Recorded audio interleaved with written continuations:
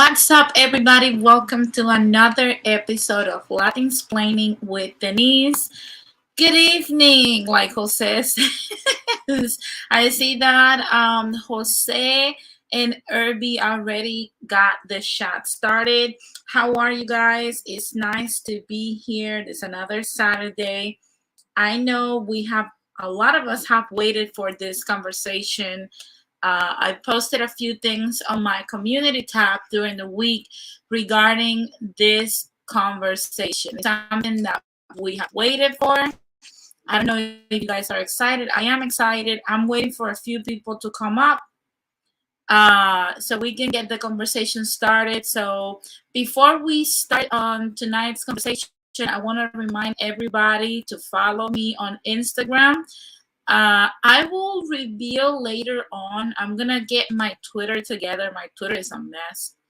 I don't use it a lot, and I'm not gonna lie, I get on Twitter jail a lot. So of course, I will have to get it together in order for me to,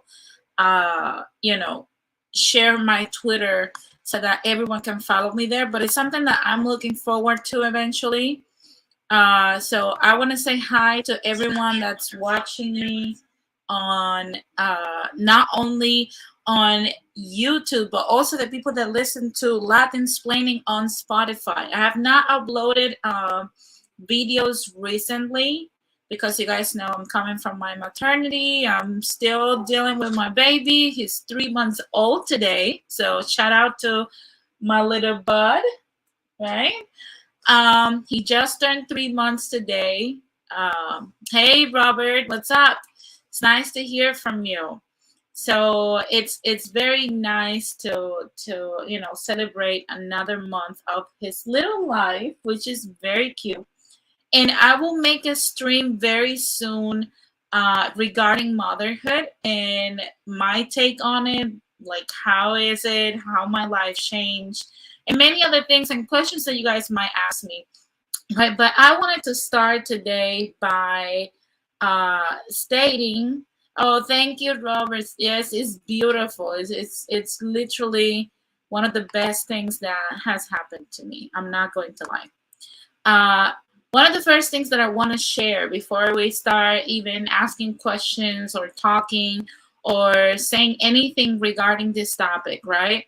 One of the first things that I wanted to say is that I started a poll on my community tab, and that poll was asking people, right, what age range is the best for men to seriously pursue marriage, right? We left the conversation last week, I believe, on that cliff note when we were going to discuss bachelor life and among other things regarded to it.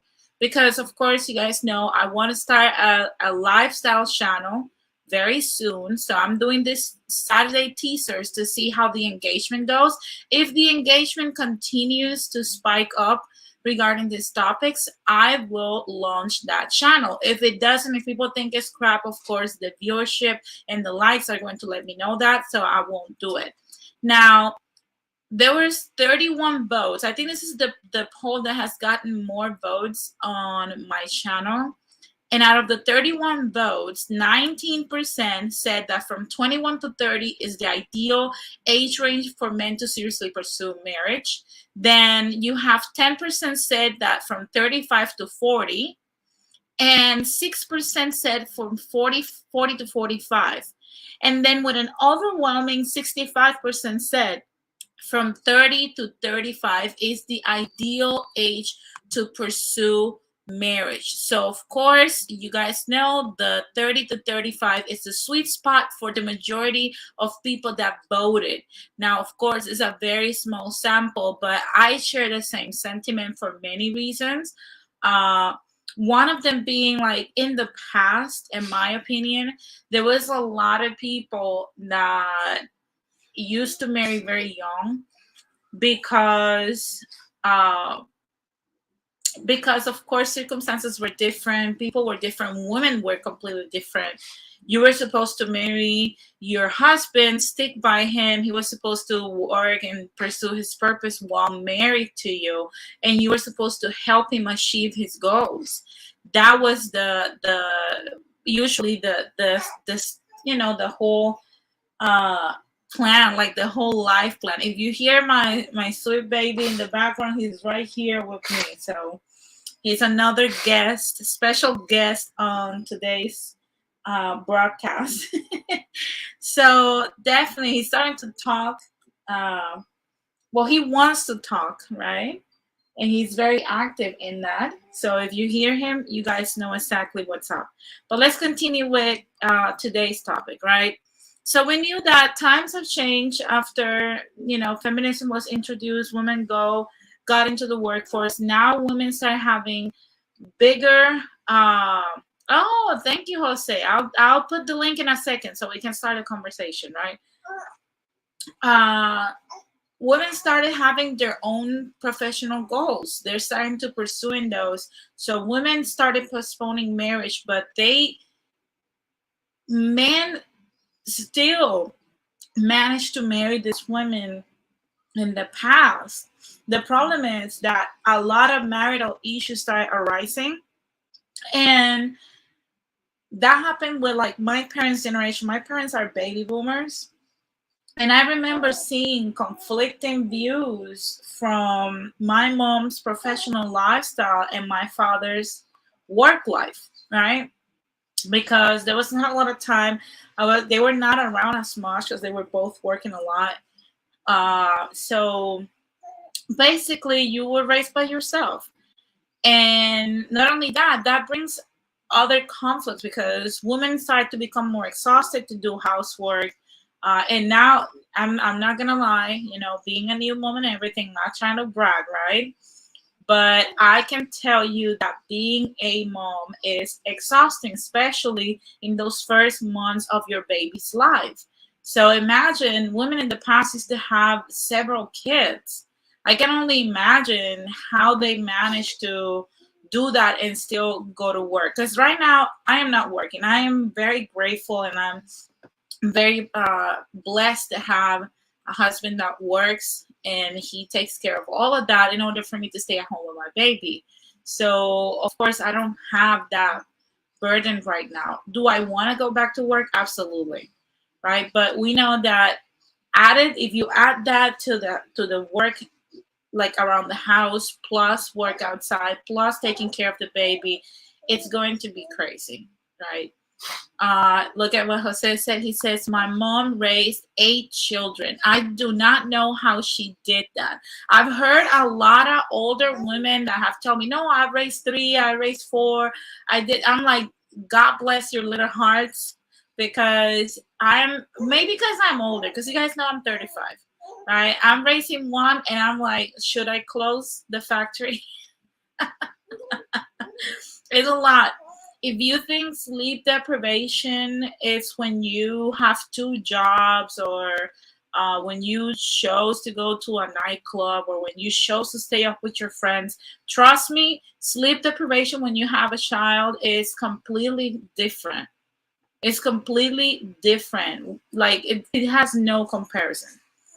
So with that being said, like the next generation uh, that went through this, which is Gen X, what started happening is that women started getting angry and started getting upset at men because they started to feel that the work was not equally divided, right? Because of course, I can even see it in my son. He looks at me for all of his needs. When it comes to food, especially, of course, because of breastfeeding, among other things, he looks at me for that. But then when he wants to have fun, he looks at his father. So look at Robert. Robert said, my sister closed it after her first. Yeah, your first. Look, I don't know if I'll do it next week, but we need to start talking more about motherhood. There's a lot of things that happen when you have a child. Okay. and it's not talked about enough. So it comes as a shock for a lot of us, right? Which is why we'll never understand how women do this while being single. Single motherhood is not easy, is not healthy. Trust me, I need desperately need my husband to be involved in this. I see that Irby says my mom worked all the time. I was mostly alone coming home from school. Irby, was your mom a single mother? Let me know in the chat. Jose says my mom gave birth to her last child at 40 years old. She was brave, Jose, because I'm telling you, I'm 35 and I wanted to have 4 kids in my lifetime. That's something that me and MK wanted desperately. But of course, for other circumstances that I'm not going to disclose now, it took us a little time for us to have a baby. And we're like, trust me, now we're starting to sleep more as Grayson sleeps a little bit more and more, right? But those first 2 months were extremely exhausting. I'm not joking. Like, you will have to be up at times when your body wanted to be resting, and it's nerve wracking. You're irritable. You hate everything, but you love your child, and I think that's what keeps you going. Like, every time I was exhausted and I just wanted to faint, I would look into my baby's eyes, and that's what kept me going. So Irby says no, she wasn't at the time. Oh, okay. So Irby, then why you were alone coming from school? So yeah, basically what happened was that like women started feeling like if the job was not equally shared, amongst men and women. So basically what they decided to do was rebelling against the man. It was the man's fault. They wanted men to be more present, be more involved, and that's when the whole situation started. Like the whole back and forth with men and women started. All the bickering about how the housework, and how the work outside of the house should be divided. A lot of men started contemplating how it was a little bit unfair because we know that men work a little bit harder than women. I would say a lot harder than women. If you think men have always worked harder than women, put a number 1 in the chat. I'm the first one who will put number 1, right? There's a lot of things that MK does that I do not want to do, right? So obviously men started feeling disrespected, right? I see that Afro put a number 1. I see that Jose put a number 1. Irby put a number 1. Yeah, I think men work way harder than us, right? So they started feeling disrespected, and then we started seeing more and more men either staying alone out of self-preservation or accepting the divorce. Robert put a number 1 too. Or some men started just saying marriage is not for me because they were not getting out of marriage what they desired or what was expected or what they saw from their parents. And that's what initiated the whole concept of what is known today as the Bachelor lifestyle. Hey Morena, what's up? So basically, a lot of the Bachelor lifestyle, the best way I can describe it is men that have decided to follow their purpose, and that will be their priority instead of just abiding by the traditional lifestyle of a family man. So in the past, you had a man was supposed to marry in his early 20s or mid 20s to a wife that was close in age or 5 years younger. And what will happen is that she will contribute, like I explained before, to his purpose while he pursue it. They'll still have kids. She will adapt to whatever he could provide, and they will make it work somehow, right? But eventually, because of all the things that I explained, right, the Bachelor lifestyle basically is since I cannot get a woman to get on board with me, because we've heard from the women a lot. Yeah, thank you, Morena. Hit the like button, people. Hit the like button and subscribe to the channel. Since men could not get women in mass, either because women thought they could do it alone, either because of whatever reason, right? The reasons are endless. A lot of guys decided that I will be my own cook, I will be my own cleaner, or I will outsource those things, and I will outsource sex, right? So I will stay alone, focus my resources, my time, my energy on my purpose without having to deal. Because that's what I've heard from the guys that are bachelors. Like, there's no arguments. They don't have to give explanations. They don't have to spend their money on no one. They don't have to ask for permission or justify everything we do. And as a wife, I would say, yes, we question men on everything they do. One of my favorite comedians is Steve Trevino, and he calls his wife, of course, as a joke, Captain Evil. And there was a joke that me and MK enjoy a lot because it is true. I'm 100% that way, even though sometimes I deny it. Don't tell him I said that. But he said that sometimes, like when he parks, his wife is like, why do you park here? But why? And he's like, why do you want me to park, boss? You know, because he's snapped. Because men generally get irritated about these things, and I think that we gotta give it to them. Sometimes, you know, I try to be as pleasant as I can. Like, I see MK's irritable cues, and I know it's time to just shut up.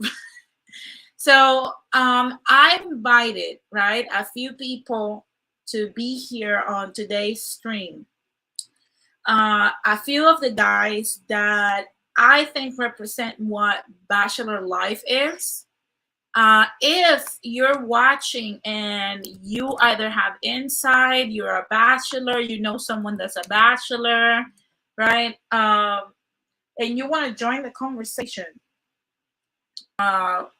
just tap on that link. I will wait for Jose and Robert if they can come up. Just hit that link. We'll get the conversation started. I'm pretty sure Jules will arrive later. But I want to start the conversation regarding bachelor's life, because there's positives to it, there's negatives to it, but we also have to speak on both. Like, will bachelor life is the solution to what men have been complaining about women? Is it not? We'll figure it out. I see that Jose is already here.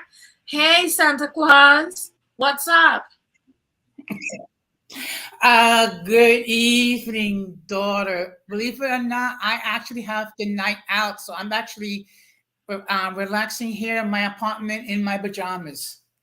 Oh, look at you, enjoying what's left of the winter, your favorite time. What winter? We didn't have winter at all this Oh, year. we're not gonna get into that. We had a lot of winter. It's cold as hell still in California. There was a lot of snow, a lot of rain. It's madness. Okay. Oh, you lucky dog, you. Oh, no, no, no. That's But not. It's not for me. I'm from the tropics.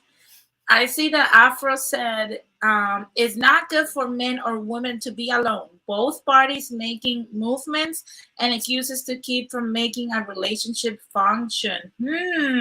What do you have to say about that, Jose? um, look, in all fairness, Hmm. some people, and let me make this perfectly clear.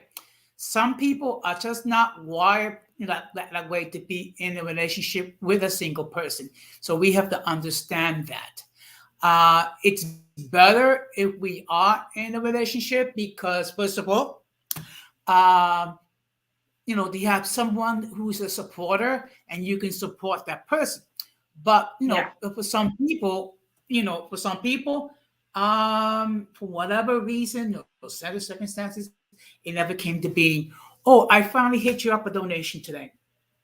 Oh, thank you very much. Thank you for that donation, Jose. Yeah, I received it. Shout out to Jose for that catch app. If you want to cash app me, I usually don't. Lately I've not been putting like a lot of my cash app info. If you guys want to donate to this channel, I'll put the cash app a little bit for a little bit. Feel free to do so, right? Contribute to Locked and Explain, this is what keeps the channel going, right?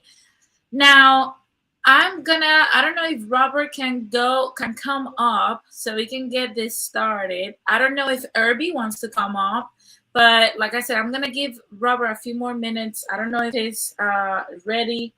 I'll wait for him a little bit more. But Jose, uh, oh, look at what Afro said. He said, "You can't tell me that every relationship men and women get into is messed up." Yeah, you know what? I would say something, right? This is not just, I'm touching today on Bachelor's life, uh, but also I would say that we're seeing women do the same thing.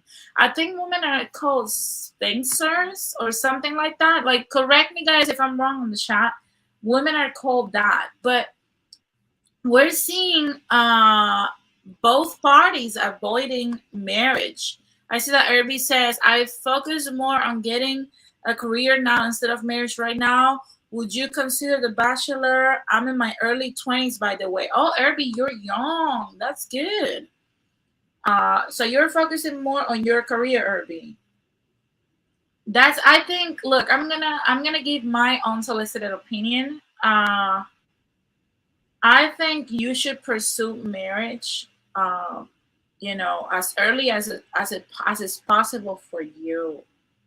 But if all you're getting is either fat, ugly women that are unwilling to help you out and do what they're supposed to do to help the family go, then I would stay single if I was a guy. Because what's the purpose? You're supposed to, take care of her within your means. And I think where we fail as women is that, and I think that I said it here on a stream that I did of regarding Latinos adapting to like the Americana. Where we fail as women today, modern women, is the fact that we don't want to accept reality. For example, you can get with a regular guy, with an average guy, because most of us are average, and there's nothing wrong with that. Uh, and live under his lifestyle. If you have Oklahoma City money, then you will have to relocate to where he can provide you with that security. If he can only afford Wisconsin, that's where you're going to live. If he can afford LA, then that's where you're going to live. If he cannot afford to take you out every weekend, then you're not going to go out every weekend, and so on and so on. The problem is that with social media's inception, I think dating and relationships got even worse because people now get to take a peek into other people's lives and start comparing, like, why I don't have 3,000 roses for Valentine's Day, why I don't have the 5-bedroom house in Fort Worth, Texas, why I don't get to go to Dubai for Mother's Day, and so on and so on. What do you think about that, Jose? Part of the problem is that people have unrealistic expectation what they're looking for in a partner. Okay, and I think we have discussed this at other occasions. I mean, I'm gonna start with the men because I am a male. Okay, sometimes we can have unrealistic expectation what we're looking for women. We expect the women to have very, very curvy, very young, very beautiful, very alluring, and what have you. The problem is, are we all, pleasing to those type of women? I mean, take a look at me. I am not okay. First of all, I'm fat. I'm bald. Okay, I'm ancient according to you, but it's okay. So You're a relic. I have You're a so classic, I Jose. have Let's to say it be like that. realistic as far. So I have to be realistic in what I'm looking for um, as a partner. I do have someone, but I don't know. It's like I may have to rethink that relationship a little bit. I don't want to discuss it here, but Mhm. I know for a fact I have to be realistic in what I can expect. Okay, and I can't expect a limousine if all I can afford is a Pinto. Yeah, yeah. So with that, I'm gonna start the questions while other people gets here because I want to get this conversation started, right? But to ask first, what made you, Jose, decide like did you intentionally decide that a bachelor's life was for you? Like how did you got pushed into being a bachelor?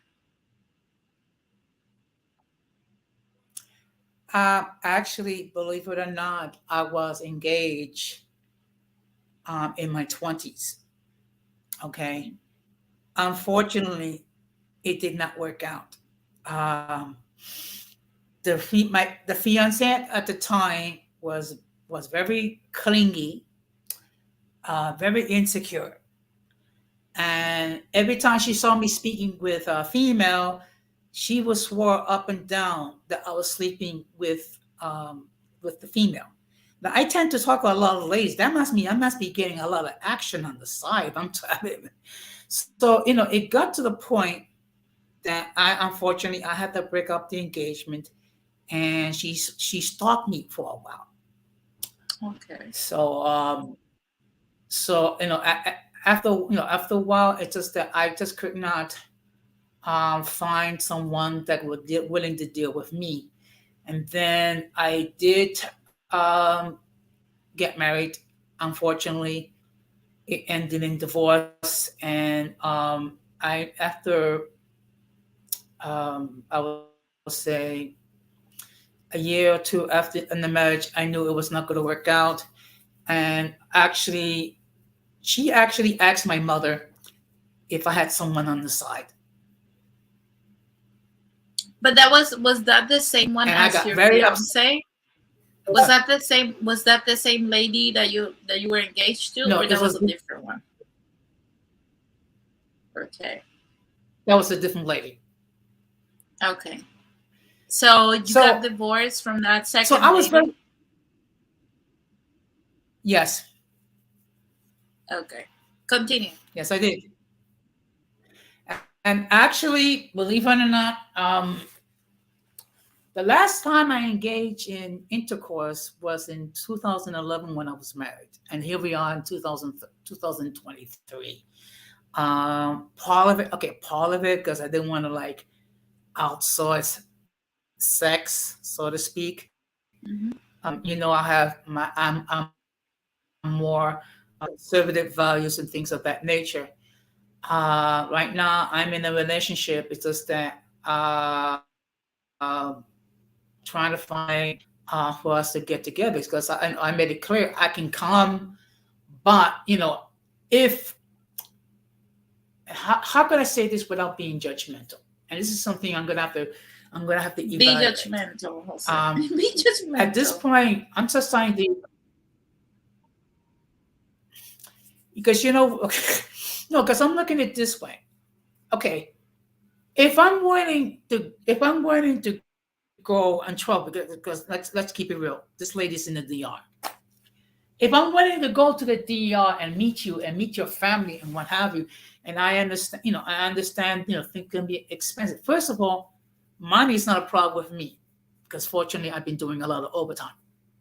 So, of course, she does not know about the overtime because it's not her concern. It's not like we actually spend time together and things of that nature. But I know Mhm. she says she put in her paperwork. So I just have to wait and see. But I have to think of it this way. In a few years, I'm going to retire, and I just don't see myself in a situation that I'm in a relationship and I don't get and I don't get the opportunity to spend be there face to face. So that's the point. That's the point I'm at now. So basically, okay, let me see if I get this straight. So basically, you did not decide it necessarily like I want to be a bachelor. It was just that it just life happened.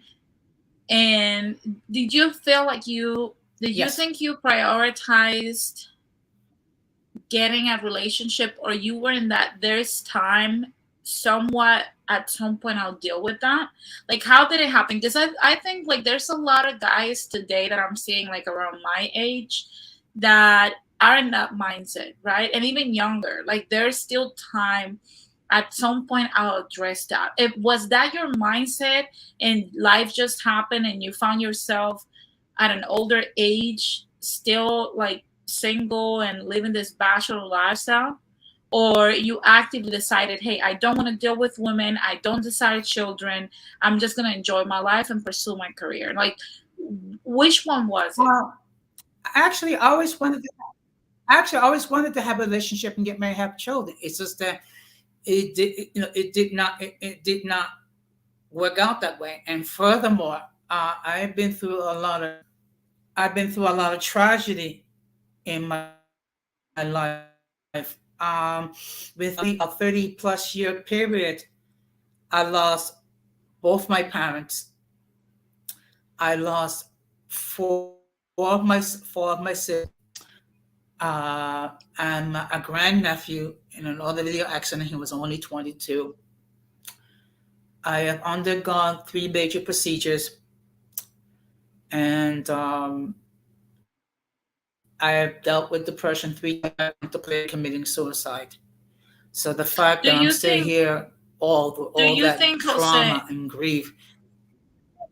do you think that if you would have had the, I would say, the ambience of a family, uh Morena says condolences, Jose. If you think you would have had the ambience of a family, do you think that would have made like life easier for you? Do you think it would have made all of those things more manageable to a degree? To a certain extent, and and to be perfectly honest, I'm still dealing um, with the passing of my mom, and she passed Yeah, away you have expressed nearly that. You have 3 years expressed that. ago. Yeah, you have expressed that before. Yeah, Now I want to I move mean, a little I'm bit emotional. from I want to move a little bit from like the previous question to like the next, like how is it, because we've heard a lot that, you know, for we've heard from the women's sector that men are dusties, that they are not putting in the work, that they don't do enough, that they won't submit to men that are not, you know, self-sustainable, whatever, right? How's the bachelor's life financially? Do you guys are able to take care of yourselves? Do you have, like, for the majority of your bachelor life, that you have to depend on other people? Like, how did that work for you?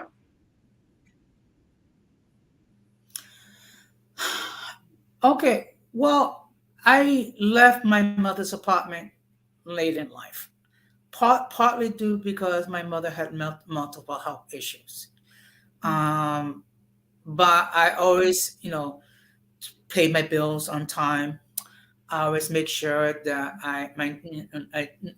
whatever needs were met. And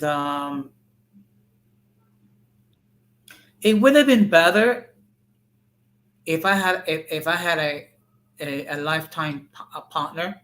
I'm not gonna lie, Mhm. and perhaps it would have made it easier for me to deal with all the stuff that I have to deal with. It's just that I was not never that fortunate.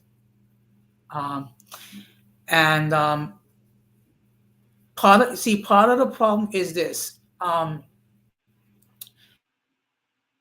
And I have to be, um, I'm fat, okay, but I'm not ugly, okay. I also Mhm. have a home which I own. I have a successful career as a municipal employee. I am respected and loved by among my peers. It does that.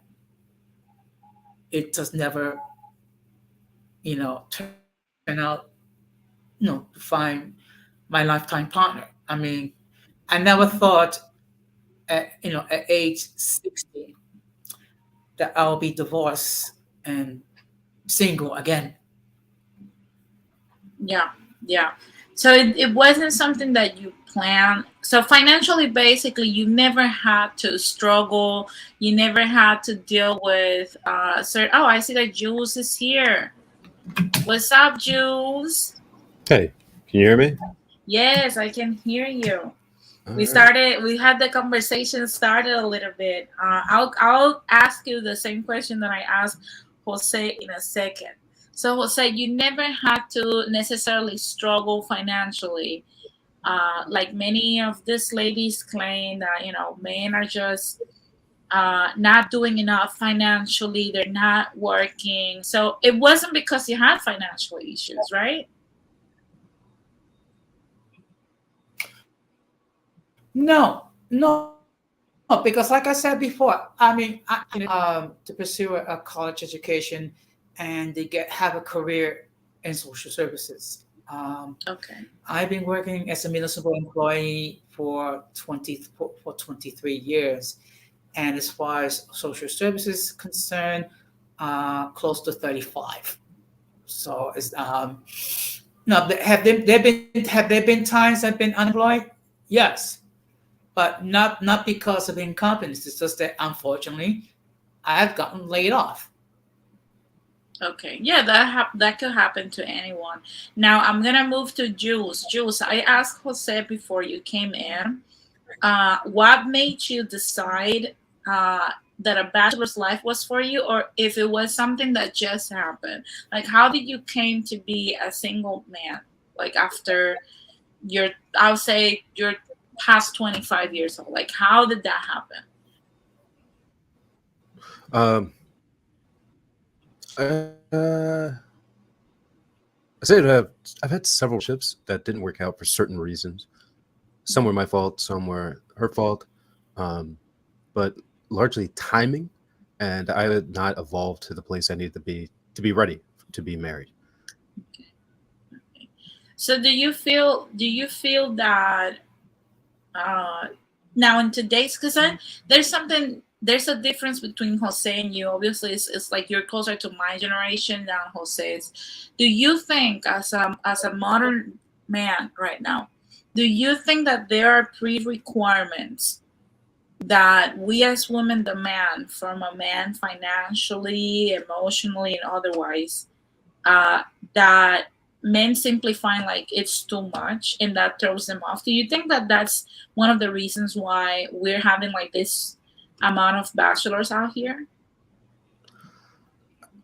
Somewhat.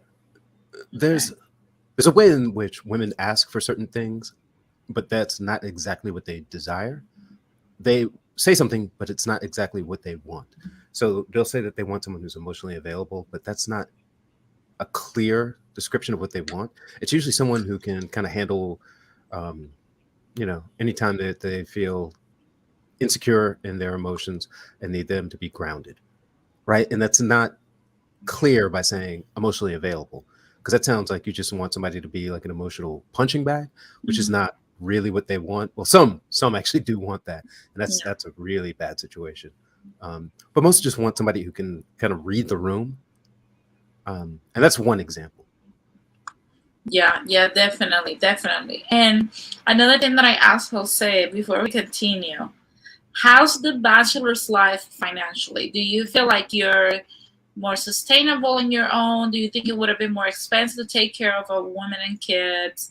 Like, how's, because I hear from the ladies, right, that the reason why they're single, and they postpone marriage a lot, is because a lot of the guys are not financially stable or financially ready to take care of them.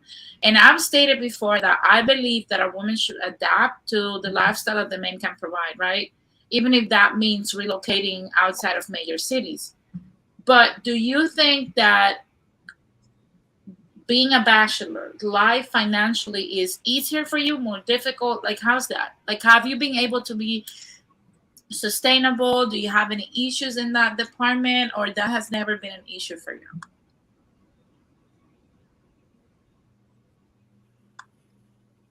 Jules, are you there? I thought that was for Jose. Oh no, it's for you. Oh. It's for you. Jose answered the same question. Yeah, I think it's much easier to know exactly what I need and be able to, schedule all that stuff out, make plans for what I'm looking at. And yeah, I mean, like, I know, I'll put it this way, right? Mm-hmm. Based on the oldest living male in my family, I've calculated how much money I'll need based on the amount I spend on a regular basis on average and at my maximum to live until that age. And I have a target to hit that date. And I'm exceeding what my goal would be for each year, month, whatever. And I have been for the past 10 years, right? One of the problems with it is that if I happen to get sick for like a very serious amount of time, let's say 6 months, 1 year, I can still take that hit, but it's going to take a lot longer for me to get back to fighting shape and be able to take on things in the world. Got it. Now I want to ask. I know the introvert Boricua just entered the chat, but I want to move to the next question because I know this one will be very interesting and it will be funny for some, right? But I want to know because a lot of the ladies sometimes, and I say this as a woman, right? We're not self-aware too much of the stuff we do on when you guys take us out on dates, right? So I want to know, you guys, what is the craziest that you can tell us, right? The craziest date story that you have experienced when taking a woman out. I'm going to start with Jose, then I'll go to Jules, and then to Ramon. So Jose, what's the craziest story you have for us? Jose? Oh, gee, that's a tough question. That's a tough question for me. Actually, That's a had tough. to deal with. Yeah, actually, okay. The craziest it was with my first fiance. That for some reason, she decided to sit on my hat, and it was one of those expensive hats. It's like, why are you sitting on my hat? I mean, it's like, oh, it's just I wanted to sit down. It's like, well, couldn't you just ask me to remove my hat? Why you have to sit on my hat? I mean, I'm sorry. I know it sounds petty. I mean, and when you think about, it's petty, but it's like you asked me a question, and that was the first thing that came to my mind. Oh Lord, I'm gonna move to Jules. Poor hat. Jules, what is the craziest date story that you have experienced when dealing with women out here? Thankfully, most of that stuff stopped about, let's say, 5 to 10 years, like 10 years ago, like the really crazy ones, because my filter got a lot more restrictive. But I remember one time I was at a party and I met this girl who she was like drawn to me, but drawn to me in a way where she really wanted to like abuse me in a way. She was just mean from when I first met her and pretty much throughout our situation. And that situation lasted for approximately a year. And it wasn't like she didn't hit me because she was just very frail.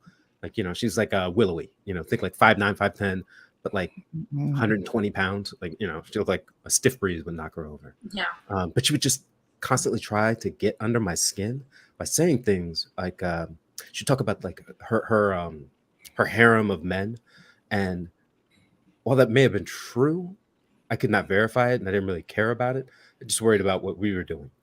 And it became this ongoing thing where she really wanted to see if she could get under my skin, but I could only just get what I wanted, have a good time with her, and we would just depart for that weekend. And she would come to see me like every weekend. And so I knew something was disconnected. I think she was trying to game me into, being jealous in order to get with her. That's the only thing I could think of, but it didn't work. And it seemed like the strangest tactic to ever get someone involved with them. Yeah, that's crazy. So it, you know, that reminds me of like something that Dr. T Hassan said like a while ago. He made a stream about the emotional labor sometimes that modern women put men through. You know, by being mad about, you know, there was a guy that expressed that his girlfriend was mad at him for 16 hours. I think it was for like a bottle of water or something like that. And I'm like, 16 hours? Like, who can stay mad that long? Yeah, you'd have an Uh, aneurysm.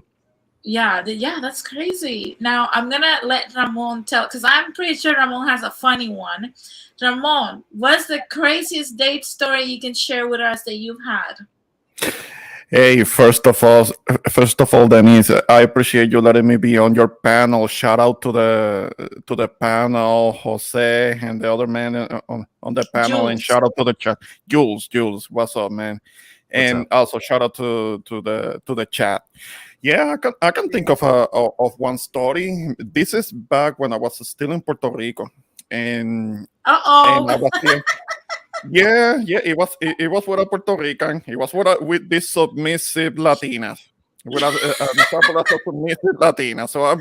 So yeah, I can think of a story. I mean, We I are was perfect, Ramon. We're yeah, angels. yeah, it was perfect and submissive and never ever problematic. I know, yes, that's right.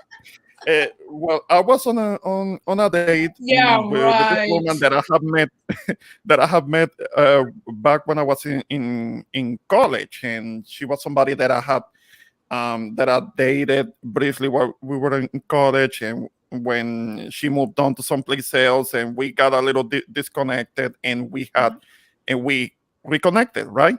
So Mhm. one day we were out and we were hanging out, dando la vuelta del pendejo in San Juan. Okay. You know what I'm talking about. Yeah, yeah. And they're kind of like going around the old San Juan area and Ocean Park. We had gone out several times and we have gotten together. Usually not too bad, but I knew that she had a little bit of a temper. But for the most part, I was able to kind of deal with it and manage it and keep things under control.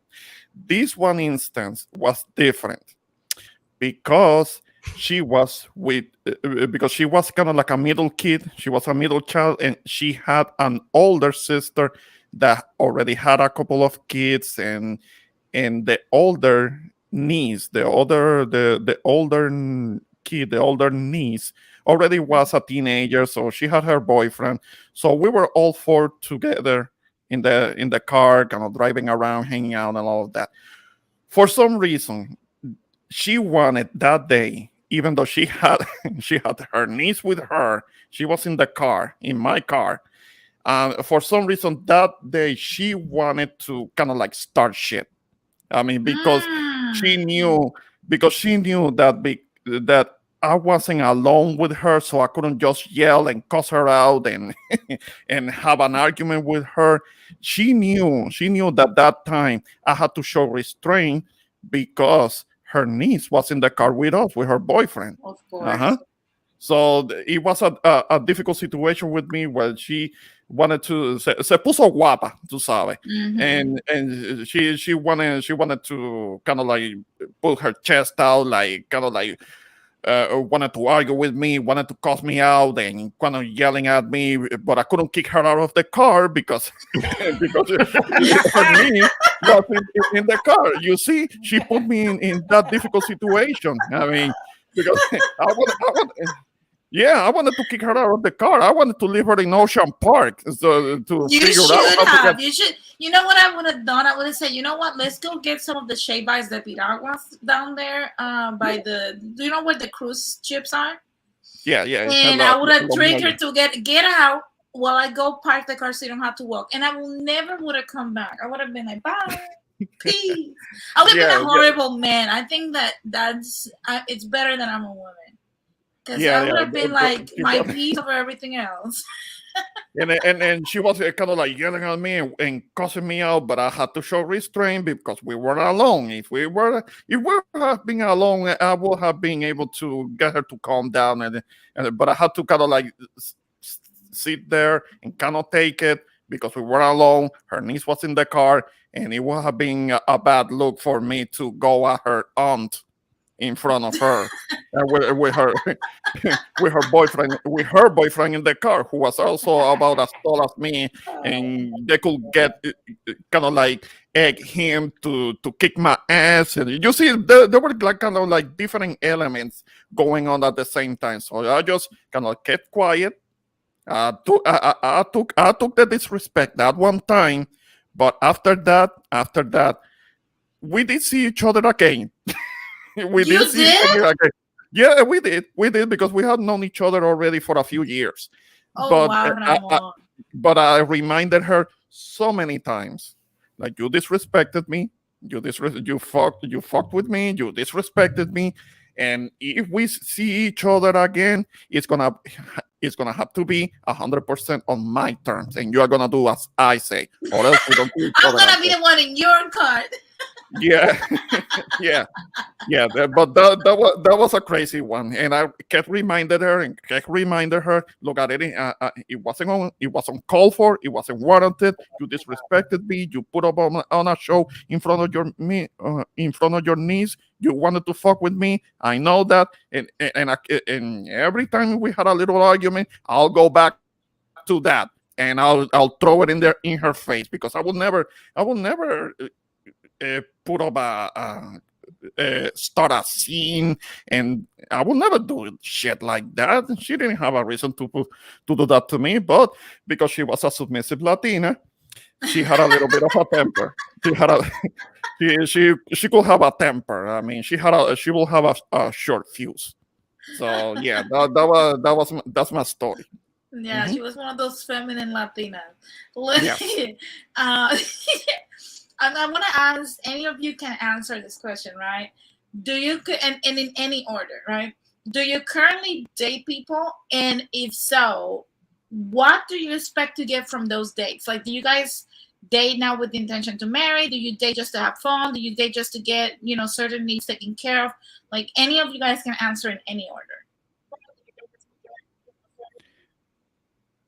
Well, right now, if I were to go out on a date, because of my situation, I'm kind of spoken for. I'm not 100% single. Yeah, I have shown you the pictures of my lady who Yeah.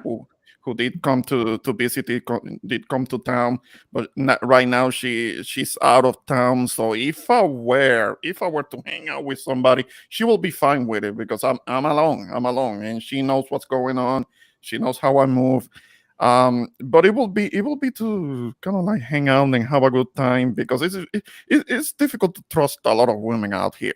Yeah, I mean, out here in the society, in this environment, how things are going on when it comes to dating, is kind of, I have trust issues, because you hear because we hear so many horror stories about what a lot of guys are going on with these mother women, what they're going through, and all of that. Like, I have trust issues, major trust issues, but but I could still be open to it. So I'm gonna be quiet and let the other guys answer. So yeah, but that's how I look at it. If I go on a date, it can happen. Yeah, it can happen, but I'm not l- trying to marry somebody that I meet at the club.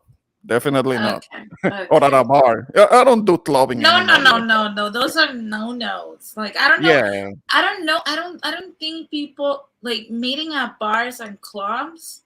Mhm. I don't think that's what how you meet your husband. No, Sure, no, it no. has happened for people, but like Yeah. that's not that shouldn't be the norm. I think I don't know. Because that's something that I think and I think Gen X and before and after. I'm sorry. Like there has been this major. You guys correct me if I'm wrong, right?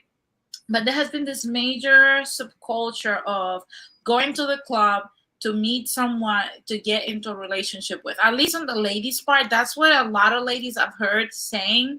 When in Mhm. reality, going to the club, you go to hook up with someone. Now Yeah. that has been replaced with like Tinder, dating apps, etc., etc. But the club has never been a scene for like a serious relationship. Do you No. guys agree? Not Yeah. never, but Yeah, for I this agree. generation, it is switched. Because I'll tell you, I mean, you go to a club, you're gonna meet herpes, and before then, when I talk to like older folks, like especially boomers, they had a way more open market to get married. Like you would Yeah. hear when I talk to them, they talk about like they would go to the clubs, they'd be drinking, smoking a joint in the club, and then they'd meet their wife. And it would have like a 10, 20 year, some of them might be married to this day. Yeah. And then some of them will talk about, you meet a coworker, you hit it off, the parking lot after work, they'd have a keg and they'd be drinking there. I'm like, what the hell? And all of this stuff kind of died off in the 90s when like sexual harassment lawsuits kicked in. And I think a lot of that comes from bad encounters and then socially awkward people not understanding how to have fun with your coworkers. And then you might have a romantic encounter. Not that it's a guaranteed. Oh wow! So let me ask you something, Jules. Do you still go to nightclubs at this point? Hell no. Or you're disappointed? Hell no. It's not worth it. Hell It's not no. worth it. I mean, No, I feel like I'm in a nursery surrounded by a bunch of kids. I mean, I don't Oh wow! wine Yeah. bars are good. There's a couple speakeasies I'll visit, a couple cigar bars. I mean, the most actually, you know what? There's a salsa place that is down the street from me that I'll go to every once in a while if I really want to have like, work up a sweat, meet some nice people. But outside of that, club when they're just playing like, banging electronic hip hop, no. Yeah, definitely. Now I want to ask you guys, and you can answer in any order, right? It says the question is bachelor's life, because we've heard this from a lot of people. Is bachelor's life a form of self-preservation or self-protection? Like, do you guys see it that way, or you see it more like you were pushed into that option, or you're just trying to protect yourself from something? Like, how do you guys see it? Okay, really quick, I can say, I'm sure. Yeah, go on, Jose. I'll wait. He might No, be go muted. ahead, Ramon. I'll wait. Okay, when it comes to kind of like being married, I'm not in a rush to get married again because I used to be at one time, and I was married for Look about at 5 years. Ramon. Yeah, I was. It's just that I just don't talk too much about it because I mean I don't have there is really nothing to say about that. When things ended, thankfully, I was married to an adult, and we were able to part ways in a clean manner. Because as you guys know, too many people we all hear the horror stories about how messy a divorce can be. We hear Trust messy me, divorce. I lived it with my parents. My Yeah. parents first, contemplated divorce in 2004, Mhm. and they fought for everything that they had, all the way down till this day. They still have not managed to get on a accord to divide their estate completely. Shit. Okay, Yeah, and so unfortunately, I yeah, can understand what you're saying because unfortunately, sadly, since my mom is not around anymore, there were some legal things that were not completely ironed out when she was divorcing, and from when she was divorcing from her husband because she wasn't with my dad anymore. She did remarry, but they were separated at the time of my mom's passing. So my sister and I are dealing with that when it comes to taking care of the whole thing about the assets because they did own property and assets together, but it's kind of it's being we're navigating that the legalities of that. So yeah, it that's hasn't been tough. resolved yet. Mhm. Yeah, that's tough. That's, trust me, stuff. Now, I wanna hear Jose and Jules. Like, do you guys think bachelor's life is like a self-preservation or a form of self-protection? Okay. Now, as far as my concern, I mean, I wasn't. It wasn't my goal to be a bachelor. It does that, unfortunately. Circumstances in my life, led me to be at this stage.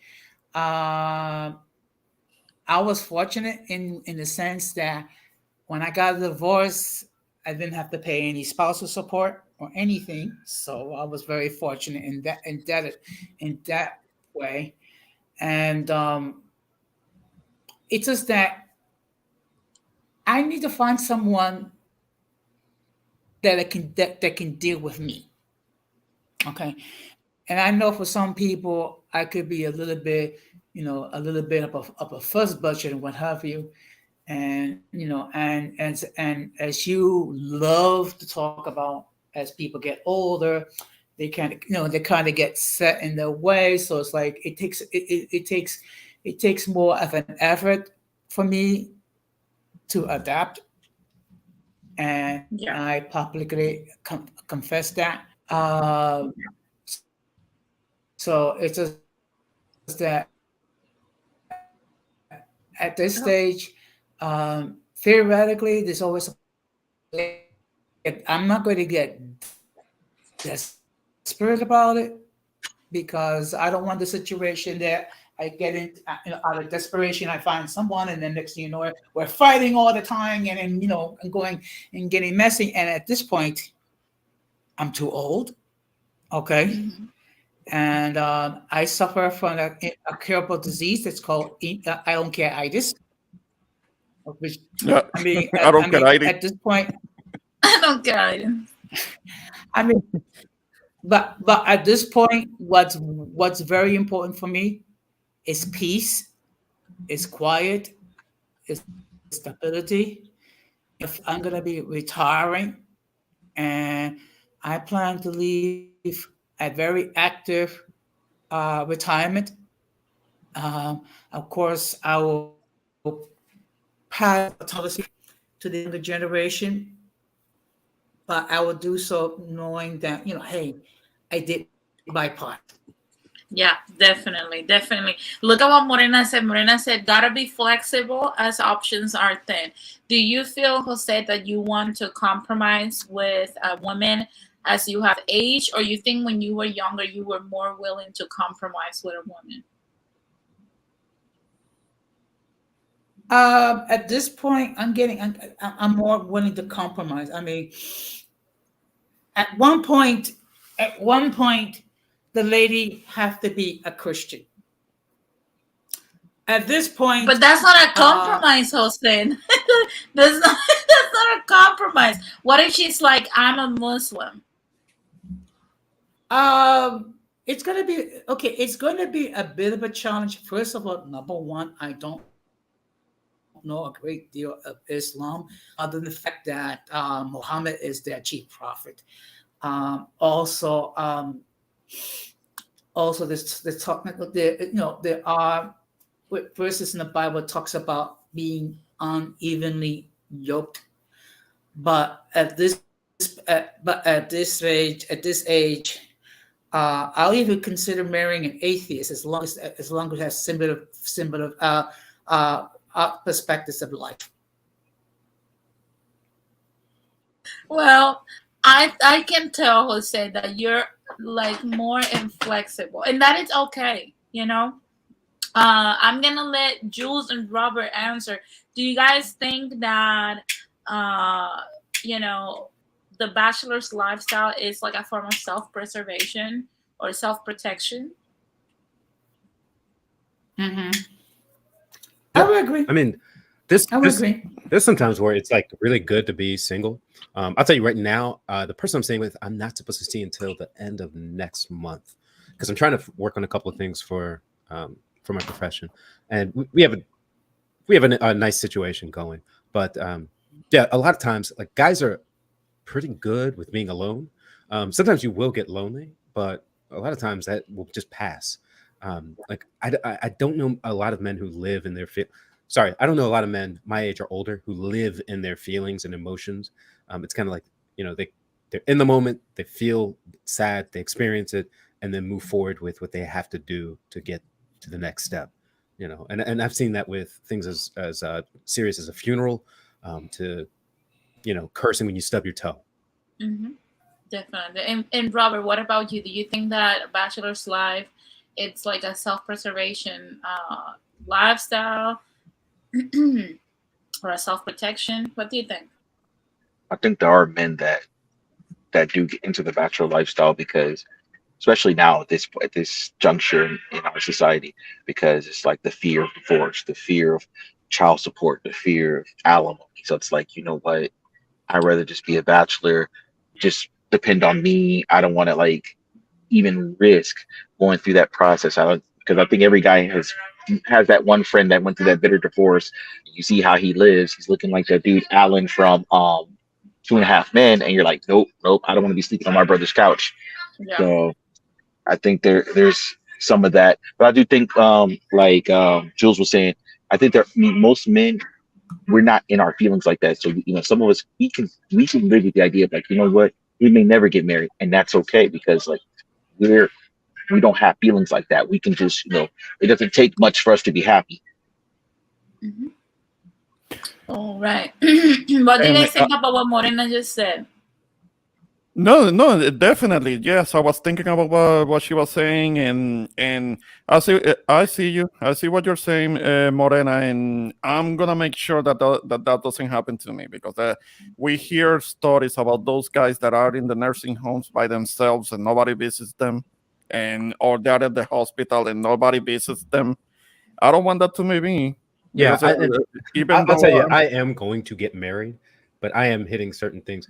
I'll say this: out of the men in my family who are married, over 50% of them got married late, and usually to someone younger. And I also have a lot of family in the Caribbean and in West Africa who are trying to set me up for life, right? Definitely. Because they already know that like I'm technically a catch. It's just whether or not I'm going to be able to move there, or if they're going to move here, or if we're going to split time. So I'm not ruled out marriage, but Okay. women are a priority. They're just not the top priority. I mean, there are women in my life that are, I care about my mother, sisters, all that stuff, Yeah, of course.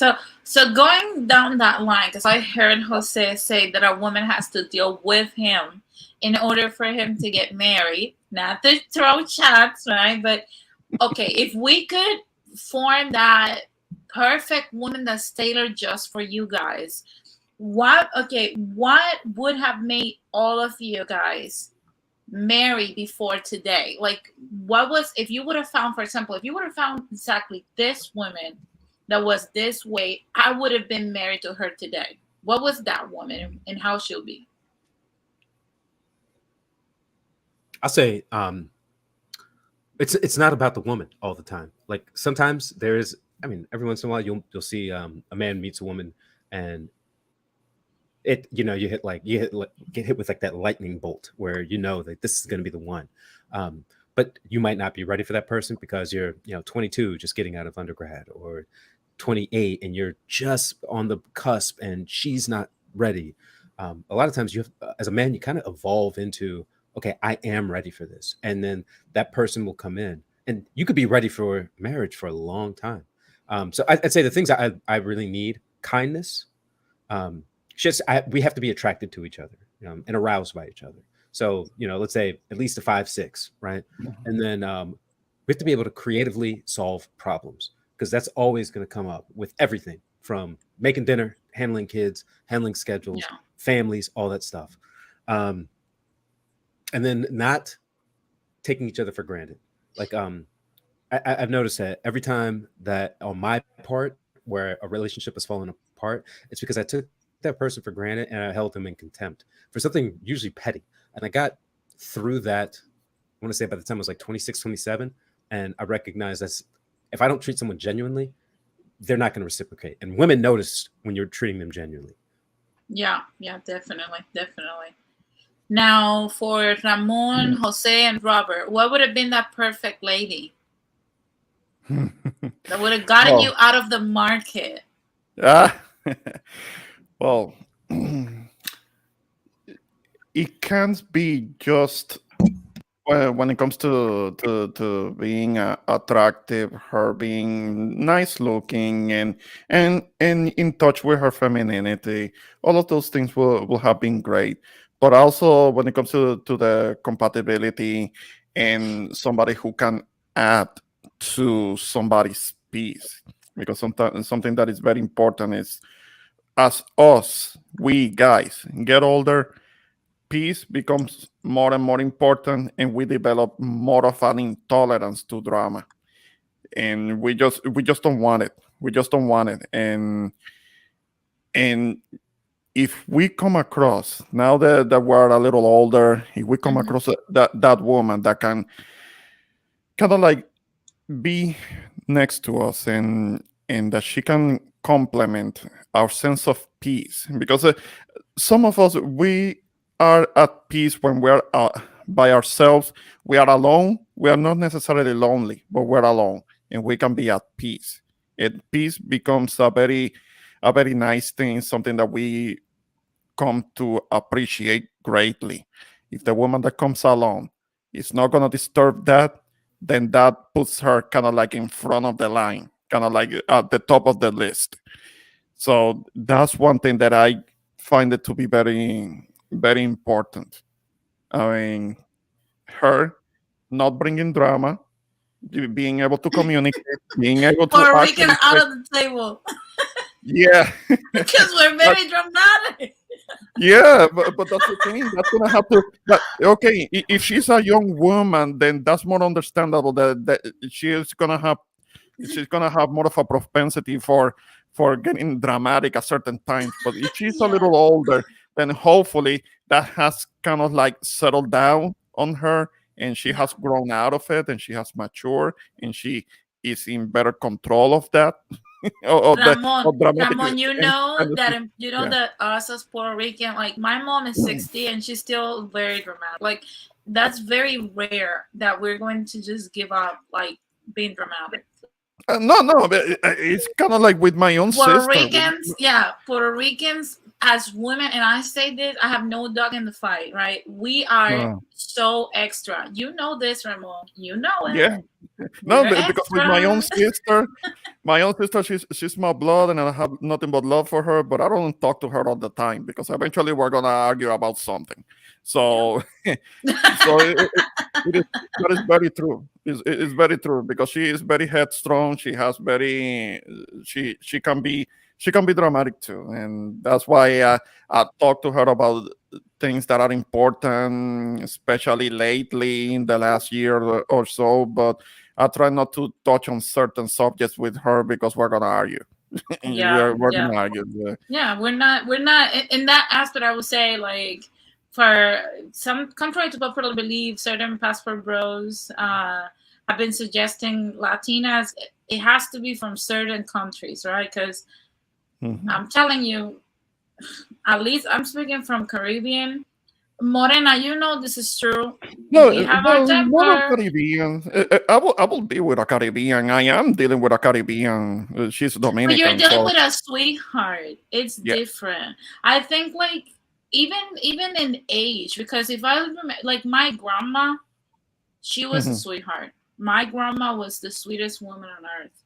But like we don't see women like that no more. Like as you see, like at least on the millennial generation, I would say we are very difficult to deal with. Yeah. Well, my grandma Very was made of some stuff. I mean, she was born before of the depression, so she grew up in the middle of that, and she was a tough being. So yeah. no, It's my it's grandma, something. and she was good to me. She was good to me because she had kind of like simmered down when she was younger. She may have been Mhm. more of a firecracker and difficult to deal with, and and Yeah. that's something that my mom had to deal with. But when we came around, because we were the grandkids, then she was more kind of like mellow, more mellow down. Ah, So look at Morena. Look at Morena. She's like, ask my son if I'm dramatic. And without coffee, I'm Morena 5.0. You know what? I'm gonna brief commercial break, right? Uh once you have a kid, not drinking coffee coffee is not optional anymore. Okay. Coffee is a special need. Like you cannot function without yeah, it. it's I'm like sorry. water. It's as necessary Yes. as water. Yeah, you Okay. need it. You need it. Now I'm gonna move to Robert. Robert, if you would have, like, if we could describe the perfect lady that would have gotten you off the market before today, what would be that woman? What would be her features? Like, how would she be? Como mi ex, like my ex before the last couple of years of our marriage, very, very feminine. Always smiling, always giggling. You know, my ex. I think there's a video of Andrew Tate where he talks about status and how when a woman can provide status, that's what keeps a man around. My girl was the kind of girl like if I brought somebody over, she's like, "Oh, someone's here." She's like, "Oh, would you like to eat something?" Like I'm cooking right now. She would just like if we had a guest, she would cook. Like I'd come home after work, mis chancletas, está al lado de la puerta. There's like food on the table, hot food ready to go. Like sometimes I would go work out and I come home with like a shoulder shoot like massage. I mean, just a very feminine, affectionate woman, very respectful. And like I say, it's a lot of little things. There's a lot of little things that she did. I mean, and I think one of the biggest things is she wasn't all obsessed with social media. There wasn't like a million selfies. She wasn't glued to her phone, no thirst traps. So like if I could duplicate that again, that's what would like keep me off the market and just I would never go back to the dating market ever again. We will never see Well, you but again. that's the thing. Why is she your ex? I mean, you don't have to answer that, of course. But Well, no, I'll answer. I I'll mean, answer. So, you know, thing, unfortunately things change. I okay. had to work more. So I started working more. So I wasn't at home as much, trying to provide that lifestyle, trying to be the high value man, quote unquote. So, unfortunately you work a lot, you don't spend a lot of time together. Bills are getting Mhm. paid, which is great, but now this is the downside of dating someone who makes a lot of money, because the more money you make, the more you have to work at times. So Yeah. it's like we just don't spend time together, and eventually, el amor se fue, y también Okay. Yeah, se like, deteriora. Mhm. Penguins and and then penguins in the house. Yeah, it turns, yeah, and then you disconnect. You disconnect. yeah, and I mean the other side too was like some of her friends. She started hanging out with more feminist-minded friends. So Woo. they would be like, why are you letting him? Why you like, girl? You need to go to work. Like he's trying to control you. And so she would come. I think you're trying to control me. How? We've been together over a decade. I've never controlled you. Well, you might one day, but I don't. It's like, well, my What? friend said that you're trying to control me. And I'm like, but I'm not trying to control you. And it was like she started adopting it. Well, I want to work now. I want to pay bills. Okay. And now she's working because she wants to keep up with me. And it's like you realize it's not a competition. Well, I want to work. And so Yeah, like yeah, now of you're course. working, I'm working. So now it's like we don't have time for anything. And I would try to tell her. She's like, no, I love my job. I'm like, but your job sucks. You just hate Yeah. the fact that I'm working. And eventually, like I said, it got chaotic those last 2 years, and it was like, okay, time to go. Yeah, it disintegrates. Look, the dynamics. I've always worked, right? Like, I love working. This is the first time that I'm like, I have to stay here. Um, I'm loving it. I'm not complaining. I realized why I didn't took MK's offer before. Like, I don't know. Maybe I'm weird, right? But I think it's better for us sometimes when we don't have that pressure. And I get that there's a lot of horror stories out there for women that have depended fully on their husband. Like, for example, my mom raised me telling me all the time, work to get, your degree and your career so you don't have to depend on your husband like your aunts do, right? So she was always scaring us into get a career, right? Uh, but to be honest with you, if you look at her life, my parents married at 21 years old. They started getting together when they were 14. Hmm. So they were together for almost 32 years of their lives, to the point that they still live 2 houses away from each other. Make no mistake, they live right to each other. Um, and they still argue with each other. It's craziness, right? But if you look at her life, she basically moved in the opposite way of what she would tell us, right? And one of the things that I saw disintegrate my parents' marriage from a loving relationship to like an always fighting to infidelity eventually, to disagreements, to a lot of stuff. What was the number one? It's something like you said, Robert, that started my spidey senses started tingling, was the feminist friends. Okay, there was an advice when I was engaged to MK that I got from Kevin Samuels. I called him one of his shows when he was talking about letting go of chaotic friends in order to keep your relationship. I disagreed with him on that, but I was calling because I was like, okay, I want to see his perspective on it, right? And he answered that question for me. And I can say that I have even let go of some chaotic family members that are single, toxic, feminist, and womanist. And, and my relationship with my man has never been better. So that is something that, believe it or not, will change drastically the way that you relate to your husband. So for the ladies listening, once you get married or you're in a relationship with a man you want to keep, shave those friends and start befriending married women.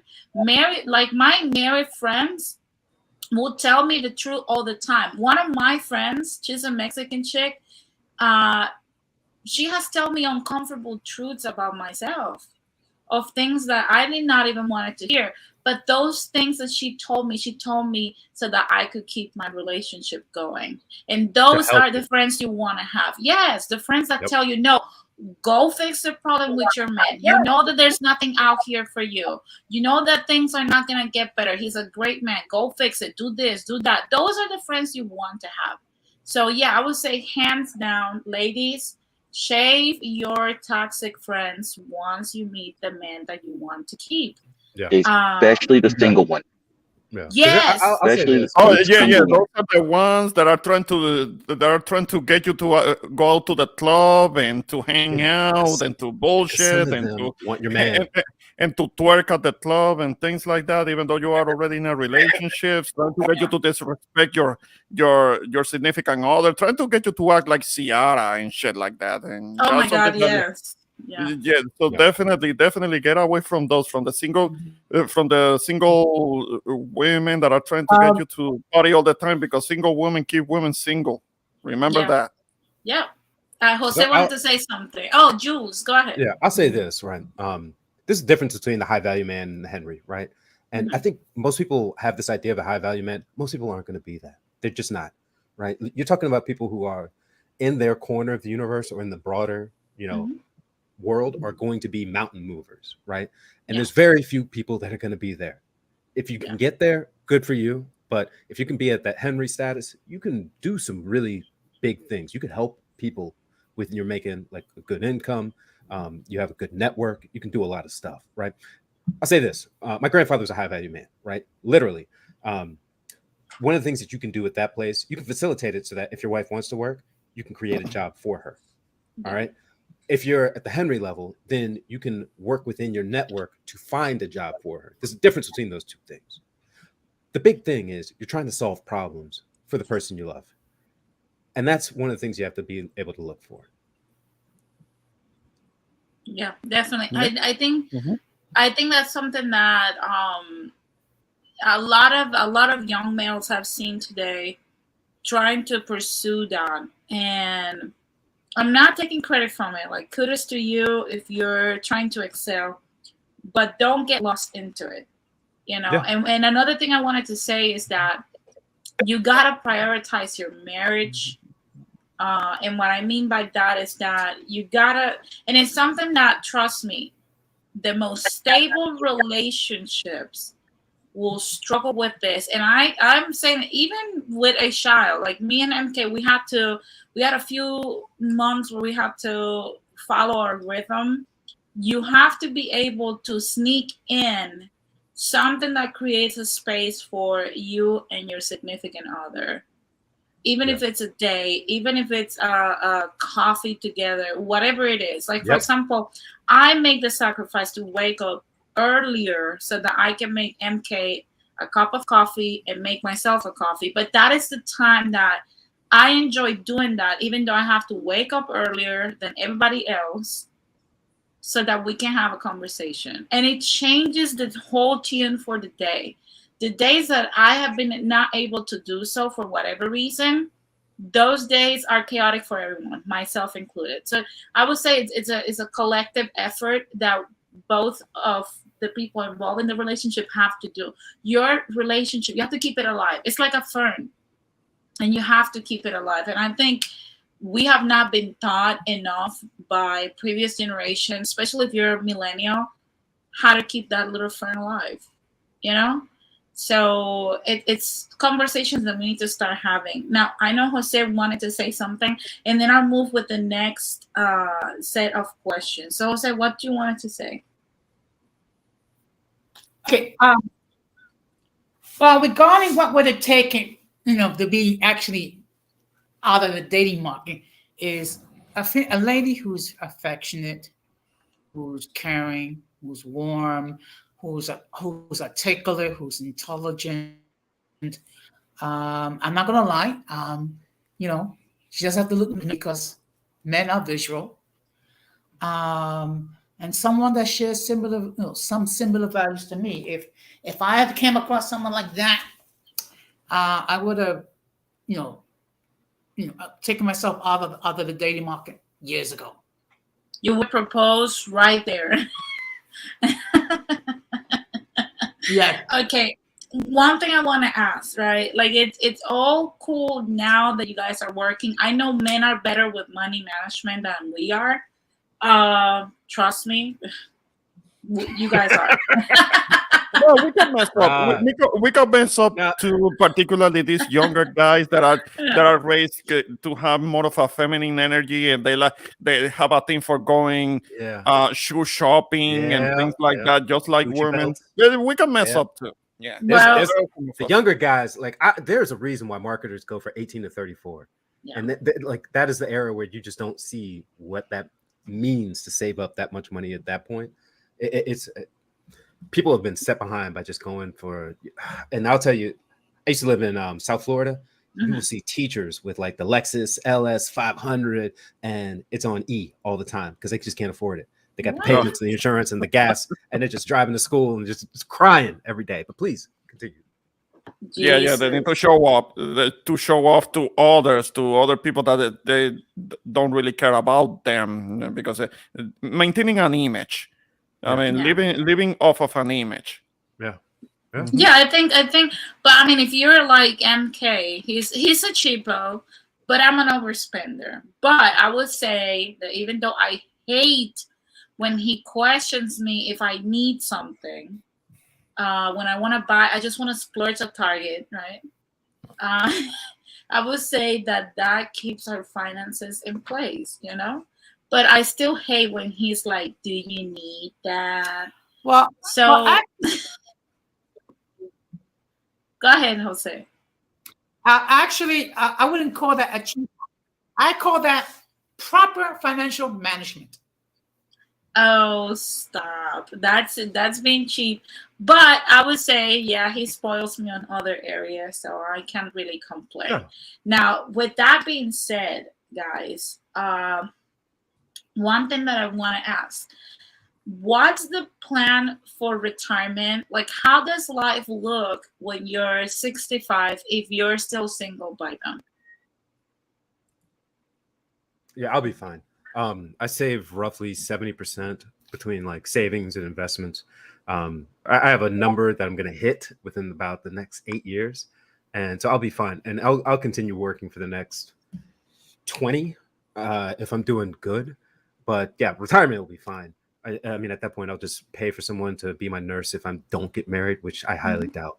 But I think but the biggest goal for me is to have that environment where I marry, have family, children, and then create that family that puts all my ancestors into the next generation and put those children forward and then build that with my wife.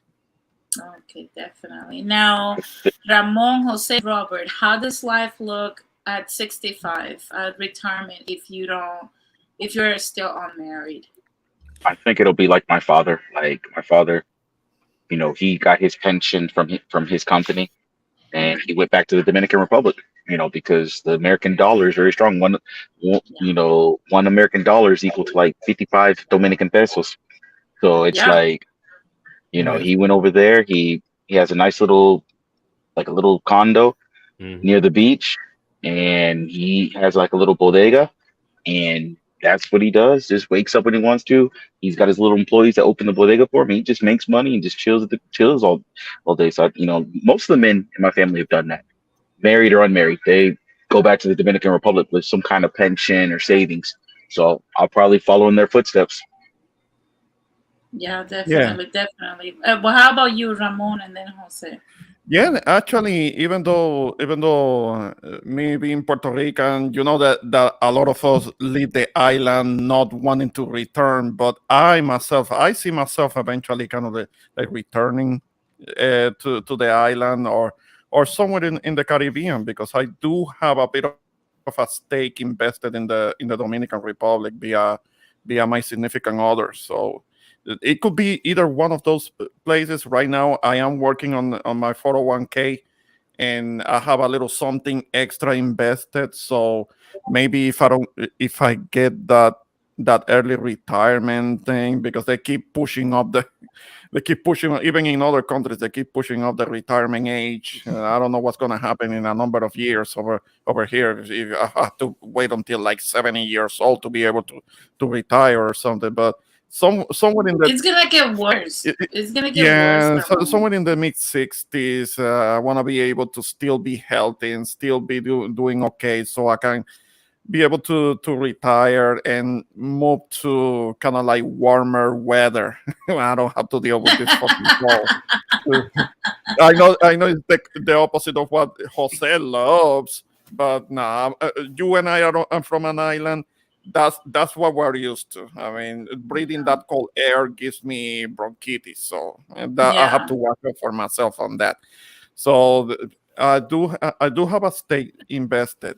I mean, back on the islands. So that's where I see myself going back to, and it's paradise. You know it. So there is yeah, nothing wrong with that. Yes. yeah, definitely. Now, Jose, was retirement? You're the one closer to retirement here. How does retirement looks like if you're still unmarried, like by age 65? Jose? Well, but by then, first of all, I will have my pension. Can you hear me? Yes. Hello? Yes, I can Yeah, hear we you, hear you. Jose. We hear you. Okay. First of all, I will have my pension. I'll have Social Security. I will have an annuity that I've gotten from my union, and I know it's late, but I actually started um, deferred compensation. So I'll have a little bit. I'll have a little bit of that, um, so I can live a little bit more comfortable when I retire. I plan to move to a colder climate, say Connecticut, so I can enjoy an actually honest winter for a change instead of this weak, pathetic, non-existent winters that we have here in New York. Oh, Um, wow. I plan to Jeez. I plan to leave an active retirement life to becoming a deacon in the church. So therefore, I can volunteer my time and tend to spiritual matters and get a little stipend. As far as if I'm 65 and single, I mean, look, I'm not at this point. I'll just have to adapt, so to speak. I'm not going to, go overboard if I'm 65 and not married. I mean, I'm just gonna have to adapt. That's all. Okay, perfect. Now, I wanted to move to something because we've heard a lot of in this YouTubian spaces, we hear a lot of people promoting the concept of MGTOW, which is for the people that don't know, men going their own way, and which basically is bachelor's life reimagined, right? Uh, my question is, does it get lonely to be alone, and how do you guys deal with that? At times it can be a little lonely, a little bit. But when you get in exchange for the whole loneliness thing, if you get peace in return, peace becomes very valuable. And the whole thing about the MGTOW thing, I don't know. I don't see them. I don't see those guys to be too different from incels, because those guys, they're not getting together with women at all.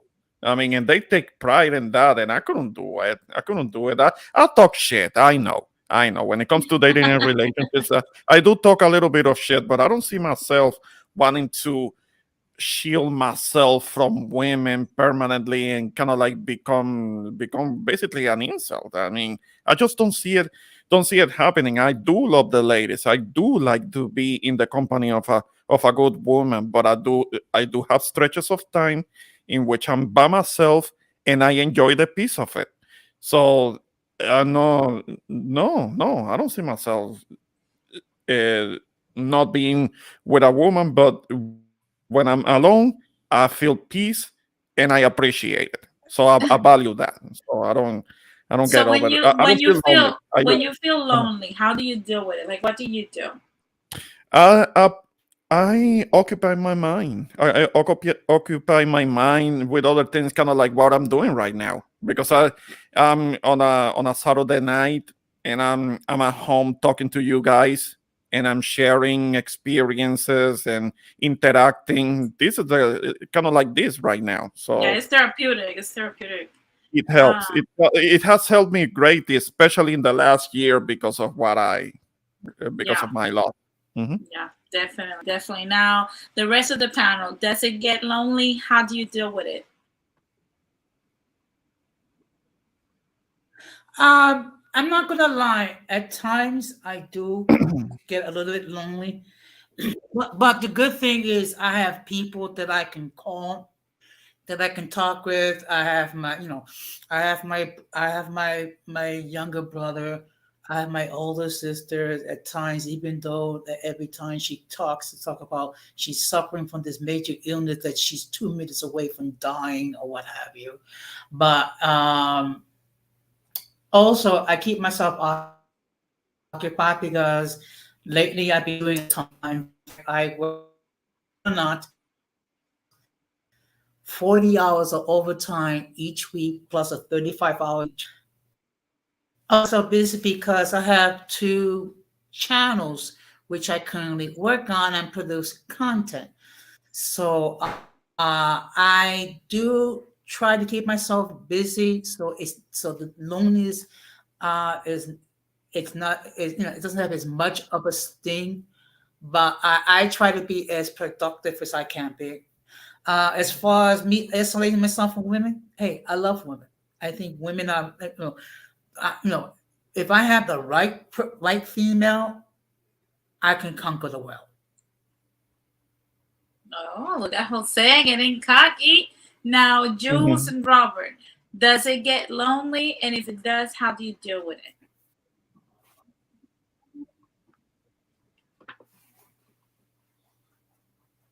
Are you guys there?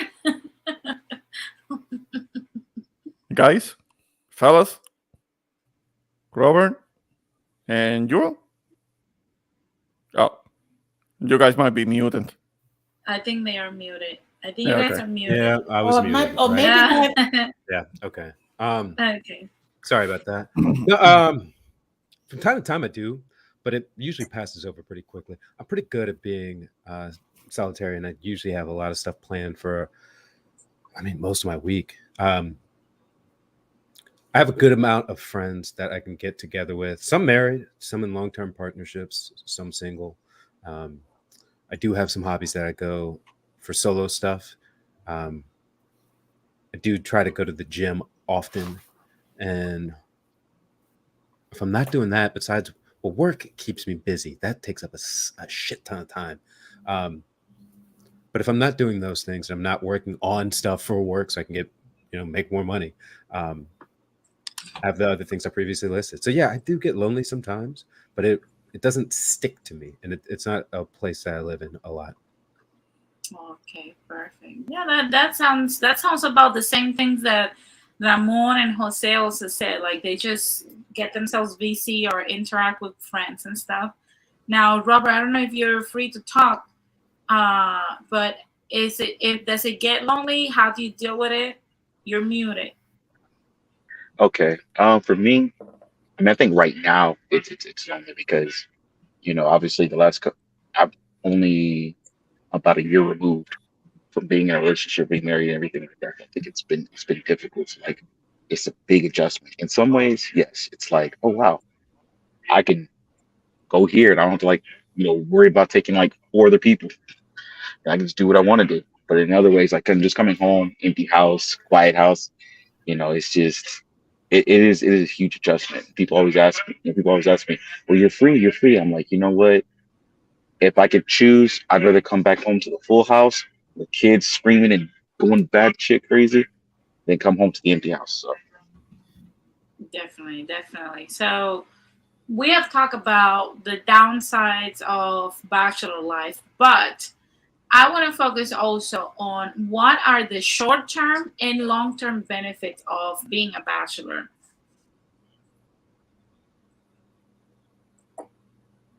No todos a la vez. Short term. All right. So short. Oh, go Sure. ahead. Go ahead. No, go on, go on. I'll wait. Well, sorry. Okay. Well, first of all, short term, I get to do whatever I want or go whatever I want when I have to worrying about to anyone else. Like for example, if I wanted to go see or if I wanted to go and travel, um, I can just go. I mean, as long as I have money to pay my way, whatever. That's the main thing. Uh, Long term, as far as benefits are concerned, the fact that you are the one that's the master of your own fate, so to speak, and you determine, for example, who enter your premises and whatnot. Also, you determine as far as as far as planning and things of that nature. I think those are some of the benefits of being a bachelor. Okay. Now, Jules, I know you wanted to answer that too. Short term and long term benefits of bachelor life. Um, I'll just combine them all because I think you'll see how it stretches out. But you don't have to negotiate, and that can be a benefit sometimes. Like one thing I really like is I like firearms. I like going to the range, and I don't want to have to deal with someone who has like very liberal tendencies, wants to get rid of the two-way stuff. And I know a lot of folks that when the virus hit, their spouses had them going out getting weapons because they didn't know how the whole thing was going to go because the riots are kicking up and everything was messy, right? Yeah. I also can go on a trip to see family, to see friends, to go to another country, to go, to another state on a whim. And I've done that a number of times. The first year of COVID was the virus was the worst portion of that because that was the first time I felt like actually kind of caged in, but I did I rode my bike a lot during that time. And then you're free to meet people and not have to worry about another person's their feelings about their own insecurities about that encounter. Like I like to talk to the waitresses. I like to talk to the baristas. I like to Yeah. have a conversation. And if I'm going out to, um, gosh, it's a nice French restaurant I usually go to when I want like a nice steak, and they make a nice steak frite, and it's perfect. Get a glass of wine, end of it, get the port, go to the cigar bar afterwards, and I can flirt with the waitress because she knows she's going to get a good tip. I'm going to get the meal I want. It's going to be half to a quarter of the price because I'm not going to order dessert. So I know I'm going to get it. And I'll say, yeah, final thing is I don't have to order dessert. So now Robert and I think Ramon, short term, long term, those are good. Actually, before I go to Robert and Ramon, those are actually good perks of like both of what you guys have said, which is basically you have more freedom, right? Yes. Than when you're in a relationship. Yes. That makes sense. Do you guys think that that's the same thing for the ladies? Like they claim that they have more freedom, that they don't have a man that's snoring on their ear, that they don't have to clean up after a guy, because that's what I hear for the most part, right, from the girls, is that they don't have to do stuff. They're not forced to cook for you guys. They're not forced to clean for you guys. They don't have to give no one explanations. Like I know my mom freed herself, and she says that she even forgot how to cook after she divorced. So, Robert, do do you you want guys? to answer yours, and then I'll respond to Denise's question here, or do you want Denise? Do you want me to answer this, or how do you, I'm Yeah, not? you can. Yeah, you can answer. You can answer that one, and then I'll move to Ramon and Robert with the question. I'll say this: I'm a better cook than most women I've dated. Outside of like a few dishes, I'm cook better meats, better. I can cook better desserts than most of them. I mean, like, show me a woman who can poach an egg, and I'll show you someone I'll definitely marry. Because it's just so rare for someone, especially born after like 1985, that can actually cook pretty well.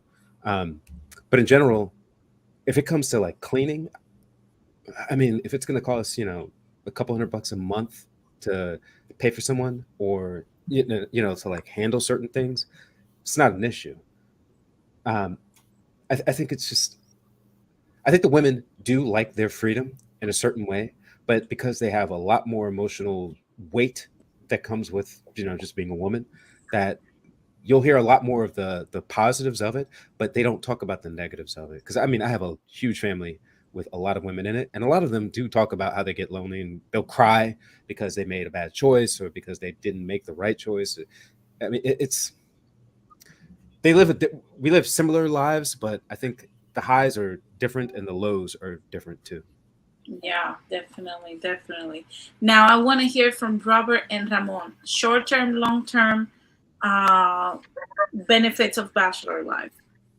I think for me, like now I've gotten back into playing basketball, and like now before it was when I got back into playing basketball, I used to, before I got married and everything, I would be able to play for like hours. And obviously when I got married, it was like, oh, I can only play for okay, I'm only out here for an hour, guys. I gotta run back home. And now I'm back to being out there till the sun goes down. It's like that freedom of being able to play basketball. Staying in shape is a lot easier now because it's like now I can actually lock in on my diet. I can get back more into powerlifting like I used to. I can do a little bit more of the bodybuilding as well. So like getting back into shape, staying in shape, going, so I can literally go out for my jog for 30, 45 minutes, go work out for 2 hours, and then go play basketball. And it's like, I don't have to worry about like, well, you've been gone all day. I didn't see you. I miss you. Where are you? Don't leave me here. So it's like, Oh, I'm that's kind of like what so there are perks. yeah, definitely. Now, Ramon, you're the last one with the question. What freedoms and benefits you get from being a bachelor, long term, short term? No, definitely. Like Jose was saying earlier, when it comes to being able to move around and not having to give explanations and not having to um, ask permission for somebody, because there are guys, grown men that actually have to ask permission to go out and hang out with their friends and something like that. What? It's like their wives are their mothers or something. They have that When kind you of a guys say dynamic. permission, when you say Uh-huh. permission, is it you're letting her know, hey, I have this activity and I'm gonna go, so plan ahead, or permission I say, can I go?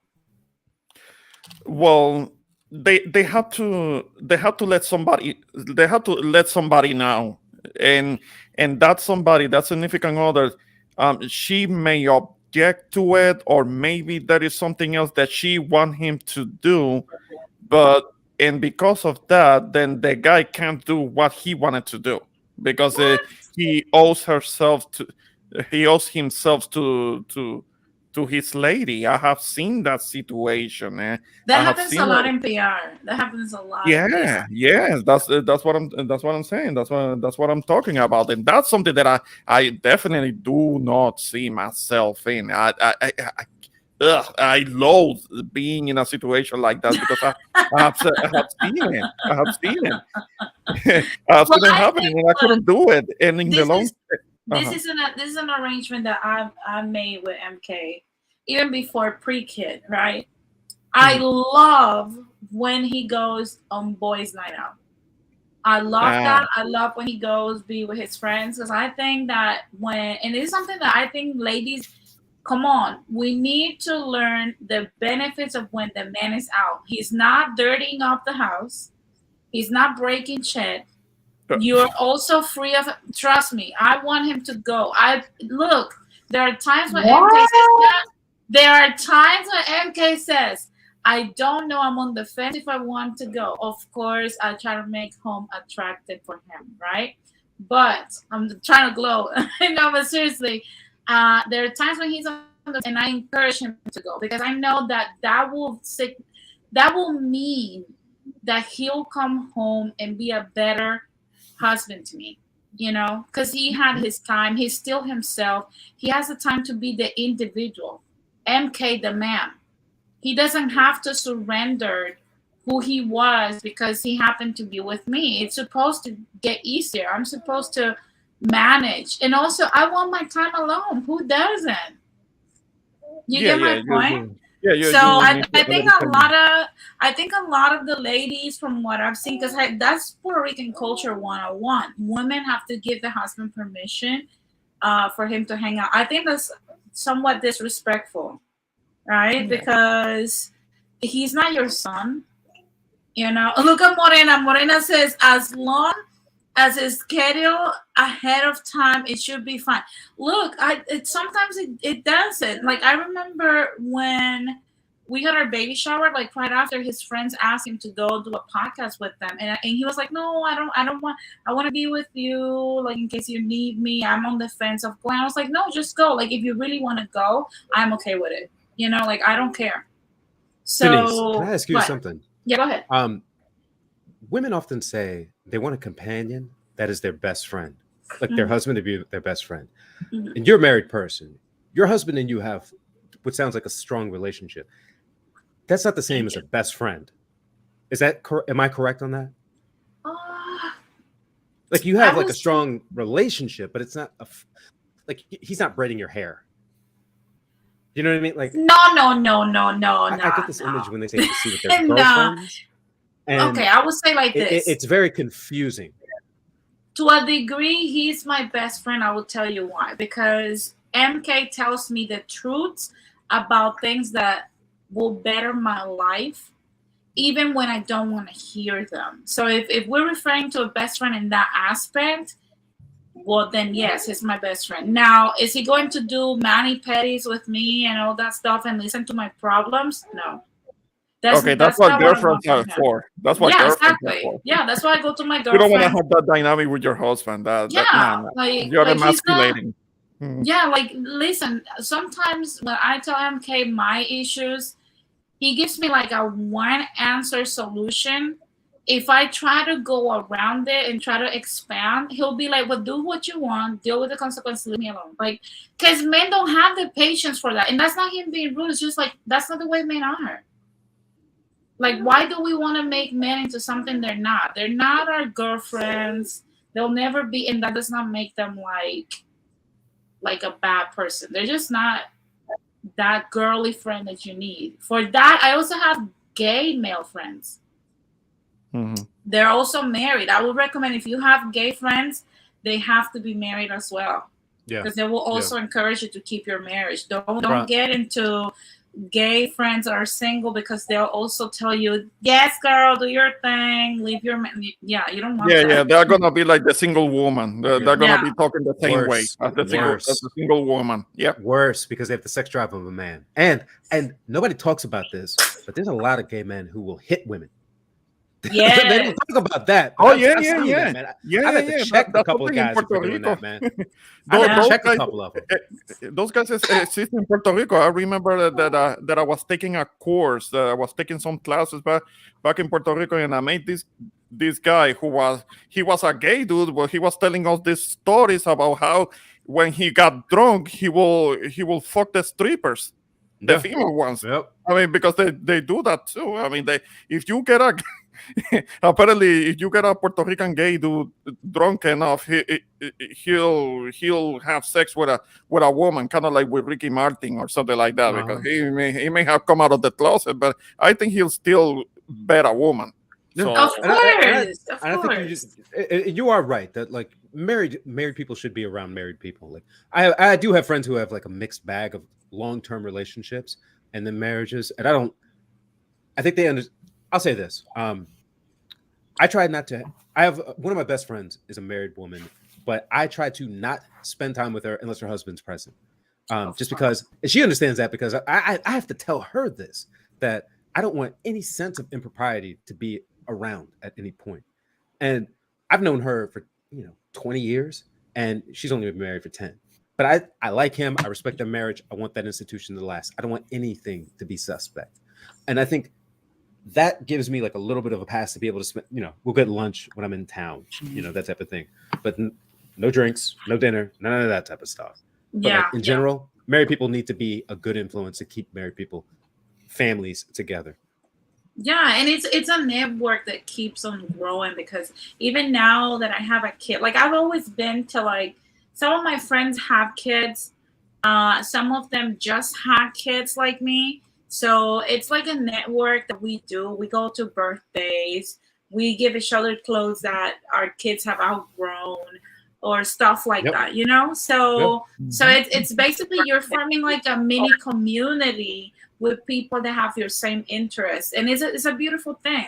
So you have to graduate from that. That does not mean that if you marry, like, oh, just kick your single friends to the curb. No, but you have to have a better discernment now, that you might not hang out with your single friends as much or engage in certain activities that they do, because you're no longer single and you owe some kind of respect to your spouse. At least that's the way I see it, right? So after Robert had to leave for a minute, but he said that he will be in the chat and listening. So I wanted to ask you guys, because we've heard this a lot from what is known as the manosphere, like how the bachelor's life has been like a little bit glamorized to a degree. What are those falsehoods that, if any, that the manosphere promotes pertaining bachelor's lifestyle? Like, if there's anything that you guys have heard that it's a little bit on the ridiculous side, what would those things be? maybe that all bachelors are these players that have all this long list of women in rotation, that that they have this stable of women, trying to sound like pimps. A lot of those guys are lying. I mean, the bachelor doesn't necessarily mean that a guy that has a lot of women. I mean, a bachelor can be somebody that maybe he might be interacting with a couple of women, but that will be it. I mean, it doesn't necessarily mean having access to a bunch of them, because there is this notion that all guys that are single, that they're trying to run through a whole bunch of women, and they're trying to rack up a lot of numbers. The thing is that, especially today, like, most guys aren't having sex like that. I mean, more women are having more sex than men. I mean, it's like a small percentage. It's like what, 10% at most. Those are the guys that are having most of the single women. I mean, the rest of the guys, they're not getting together like that. They might be interacting with a couple of women, yes, sure, but they're not running through a whole bunch of women. I mean, those guys are just I'll alone. say I agree with you on the first part, but I kind of disagree on the second part. Because I think that Yeah, a lot of guys are not doing like this, these harems of women, right? like unless you're paying or like you can afford, not just money, but like you can afford the time and attention to maintain a relationship with a woman. You're not going to have that many, one, two, maybe three, unless you are like just a virtuoso. And the guys I know who are single and around my age are, in a relationship, it doesn't quite work out. They're still trying to figure it out, but they haven't like expanded their mind into trying to figure out what's their solution. Are they going to do like that passport bro thing? Because I know some guys who have done it, and Yeah, me too. Me too. yeah, and they've succeeded. Like you can make it work. I know, but I do know some dirtbag. I do know a couple of dirtbag guys who are hoarding, like they're doing terrible things, and I have to like keep them away from people I know to just let them know, like, look, this guy has said that he has not used a condom since he was 18 years old. He's Ew. 30 something plus. Oh, And I mean, That's gross. no, Yeah, no, but these that's guys what are- I'm talking about. That small percentage of guys that are those Yeah, are the guys yes, that are running roughshod, trying to rack up a lot of numbers. Yeah, yes, those guys are carrying all kinds of disease. it they're flips as a septic. binary. There's like the one guy who's like that good looking that he can do it, and then there's the guy who can do it, but he has to do it with like the lowest class of woman.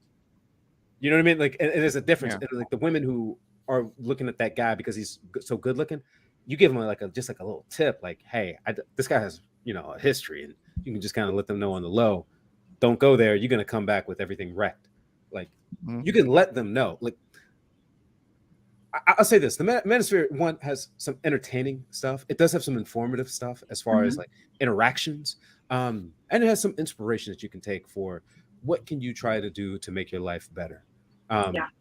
And relationships are always going to be complex, but you have to find the one that's going to work for you, or ones if you're going to be, having multiple wives. Yeah. Yeah. So with like that and that same question. Oh, go ahead, Jose. Go ahead.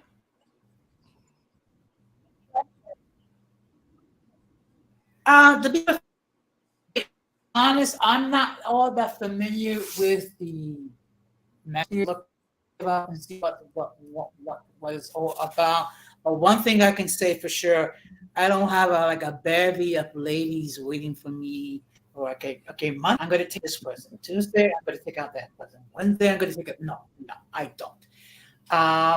Part of it is due to the fact that I come from a family where, unfortunately, the men in my family have a reputation of being womanizers, starting with my grandfather, who had, according to my mother, God rest her soul,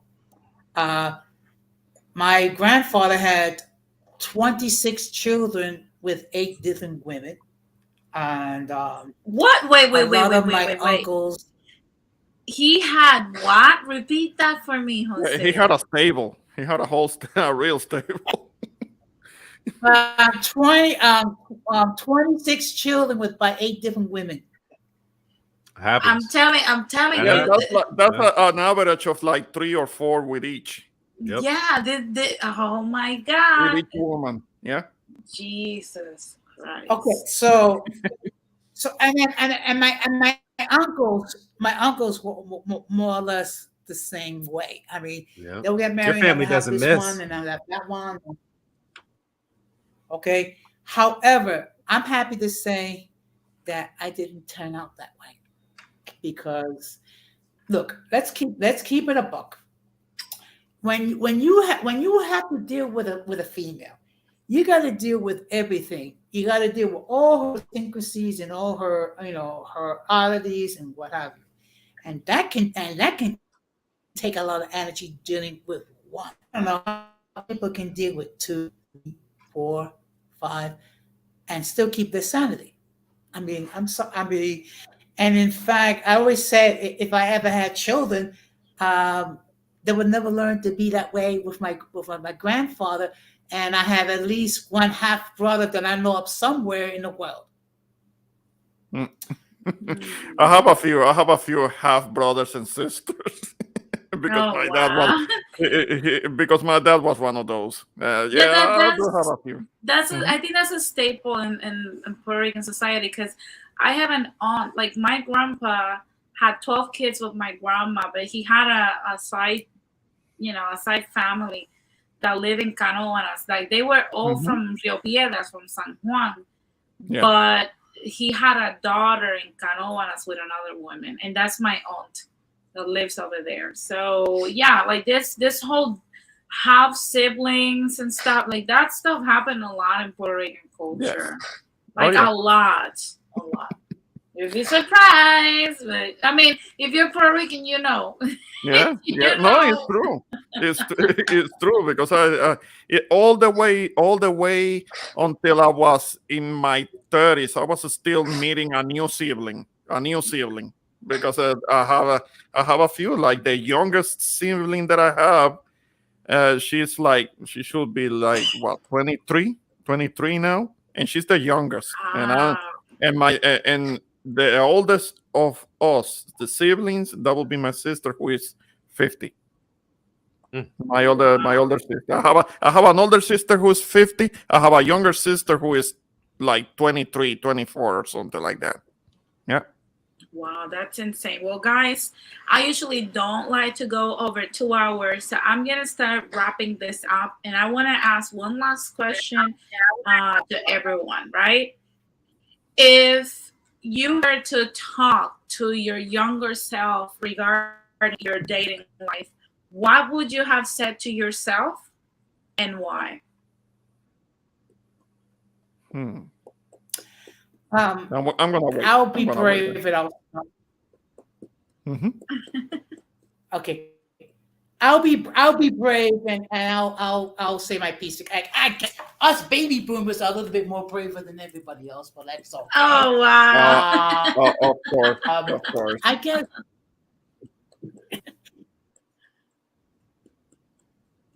Well, in all fairness, I'm going to be talking about how the ways that the baby boomers screwed up. I'm an extreme, so it's only fair that I actually, say something positive before I go to the negative. But if I was to be able to have a talk with my younger self, I would tell my younger self to do a better job vetting as far as the ladies are concerned, and to be more aware of the red flags, and and thus if the situation is you don't see any improvement, it's better not to get more involved in the relationship, because the last thing you need is to have two unhappy people together. Yeah, definitely. Definitely. You don't want to be in the home with a dragon.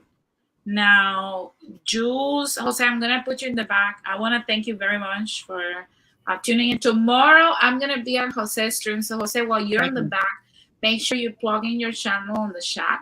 I'll be at Jose's platform, which is Uncommon Sense with Jose Negro, discussing how baby boomers got it wrong, part 2. So tune in tomorrow at 6:30. We're gonna be discussing. I'm gonna put Jose in the back. So Jules and Ramon, if you had a talk one-on-one with your younger self, what would you tell yourself regarding dating advice? Ooh. Do you want to go, Ramon, or do you want me to? Okay. Well, I can only think of one thing, so I'm gonna be brief. Is that I wish I had a chance to rebuild myself as a man when I was younger, because I didn't do it soon enough. Unfortunately, I didn't have the best relationship with my dad.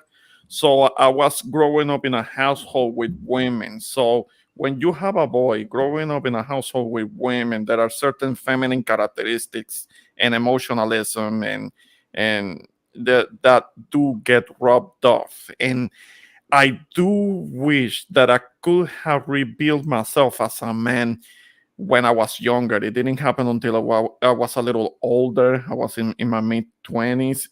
And after that, I started doing better when it came to dating later in life, because I started learning my self value. I didn't have a way to learn to have that self value that I needed, so that others could value me better, so I could have relationships better. So that's what I will tell myself. I will try to catch myself as early as possible, as young as possible, and will tell that you have to be a man. You have to be masculine, and always take pride in that. Take pride in your masculinity, value yourself, so that women see the value in you, and you stay in control of the relationship at all time. Don't let yourself get led away by your emotions, because that's feminine, and women will not respect you for it. That's what I will tell myself. That's the one thing. I was able to be successful in not turning out like my dad, in being reckless and making a whole bunch of kids all over the place. I mean, I didn't do that, so I did succeed on that. But that first part, that's what I will tell myself. That's what I will tell myself, because I That's just didn't have the guidance. I didn't have it. I didn't have the guidance. I didn't have anybody to tell me those things when I was younger. It would have been beneficial for me. And that's something that yeah. I had to do that myself, by myself, on my own. Yeah, and that's a tough one. You have to finish raising yourself to a degree. Yes. That's a really tough one, because Yeah. then you have to admit, you have to find out. Like, I think everybody knows there's something wrong with them when there's something wrong with them, but Mhm. identifying it while living a day-to-day life, and then being able to have the humility to accept it, and then the courage to change and fix it, that Yes. takes a lot of strength. So I commend you for that, Ramon. You should be Thanks. very proud of yourself, I legit. appreciate it. Yeah. Thanks. So Yes. I have respect, literally respect. And I thank you for coming up here, revealing all your bachelor life secrets, letting on a little bit more. Yeah. Yeah. I appreciate you having me. This was fun. I appreciate you Yeah, having it me. was. I'm gonna have more talks like this. I think we need to figure out more about like relationships and stuff. I don't think these conversations are being had enough. So definitely more will be coming up every Saturday. Now I'm gonna put Mhm. you backstage, Ramon. Don't go anywhere because I think Jose wants to have a backstage too. So Jules, you're the last one on the hot seat question. If you had the opportunity to have a talk with your younger self, what would you advise yourself regarding dating at a younger age? I'd say get at it faster. Get to the goals that you can faster so that you can start the family faster. Um, the woman I met after grad school was probably the best opportunity I had to marry, have children from then till about, I don't know, past 3 years or so. And I met Mhm. some really great ones, but you and I had like a very good dynamic, but I was not right at the right point. If I had gotten there faster, it would have happened then. But now I'm at the point, been at the point, but now I'm trying to look for that right woman, and it's a little bit more difficult, but I Mhm. have to look a little bit further and, cast a wider net.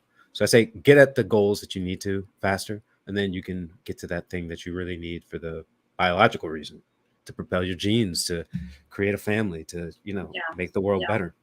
yeah, definitely, definitely. That's a good one. That's a good one. Yeah, because I think a lot of youth, a lot of young males and young women too, like we struggle a lot with uh, that. And I want to ask, do you think it is doable to do those things at the same time, or like parallel with each other, or you think that society nowadays is built in a way where things have to be one after the other? Like, do they have to be like in a chain process? Like, you have to get your stuff together, you have to get a certain social economic status to then build up a network and then get a family, or you think those things can be done at the same time? You can, but you have to be with someone who also thinks that too. Like, some people want you to have it all together and Hmm. then want to create a life, but some people see that you're on the path and they're willing to get on the roller coaster with you and take a gamble. It is a gamble at a certain point, but Yeah, I'll tell it's a you, risk. yeah, because I got out of grad school and it was hell. I got out in 2009 and it was hell, and I had to struggle, but I was making things work, and it was just it was a mess. And I was thinking, oh, I'm gonna get out here, I'm gonna be kicking ass, I'm gonna be getting 6 figures. And it took me a while to get to where I need to get to. And now I'm here, Yeah. and now I'm at the place where I know everything I needed to know, but I wish I could put my brain back in that person. Yeah, definitely. I think for both men and women, we need to be taught that we cannot have it all, or maybe we can have it all, just not at the same time, right? Yeah. Or you can just get a piece. You can get 10% and then build up another 10%, another 5%, and then you're building other things and you're moving around and doing different projects all at the same time. Not at the same time, but like, you're moving your attention around. Yeah, It can be done. Yeah, it can. It can. You just have to plan ahead. Definitely. So, Jules, I thank you very much for sharing your thoughts with us and my platform, and for coming up and sharing, Bachelor life, the talk, because I know there's certain things that are difficult to like tackle. And I think I will continue to do more talks like this. I think next week I'll be back with another topic. I'll put it in my community tab. So I definitely thank you very much for coming up, sharing your thoughts, sharing a little bit of your experience. I'm going to put you backstage in case you want to stay for the backstage talk. So thank you very much. Also, Robert, thank you very much for coming up and sharing your experience. Guys, I don't think this should be the last time we talk about topics like this. We should continue. I'm going to announce soon during, I think Tuesday is the day that I usually plan what I'm going to talk about Saturday. So Tuesday, look for my community tab. I will announce what I will be talking about, whether I'll do the motherhood stream that I want to do. If I'm doing that, make sure you type in all the questions that you want to ask me. I will answer them that day, unfiltered, motherhood unfiltered. Okay. So guys, thank you very much for tuning in. It has been a pleasure to be here. I hope that if you're on the fence as to Bachelor life, I tried, and the gentlemen that were here tried to give people the real insight without the glamorizing, without the lies, without the fake expectations. What you really will be looking at in the challenges and the benefits that you will get from this lifestyle. I hope we have answered some questions. I know that Irby was watching earlier. He said he'll come back later to watch the rest.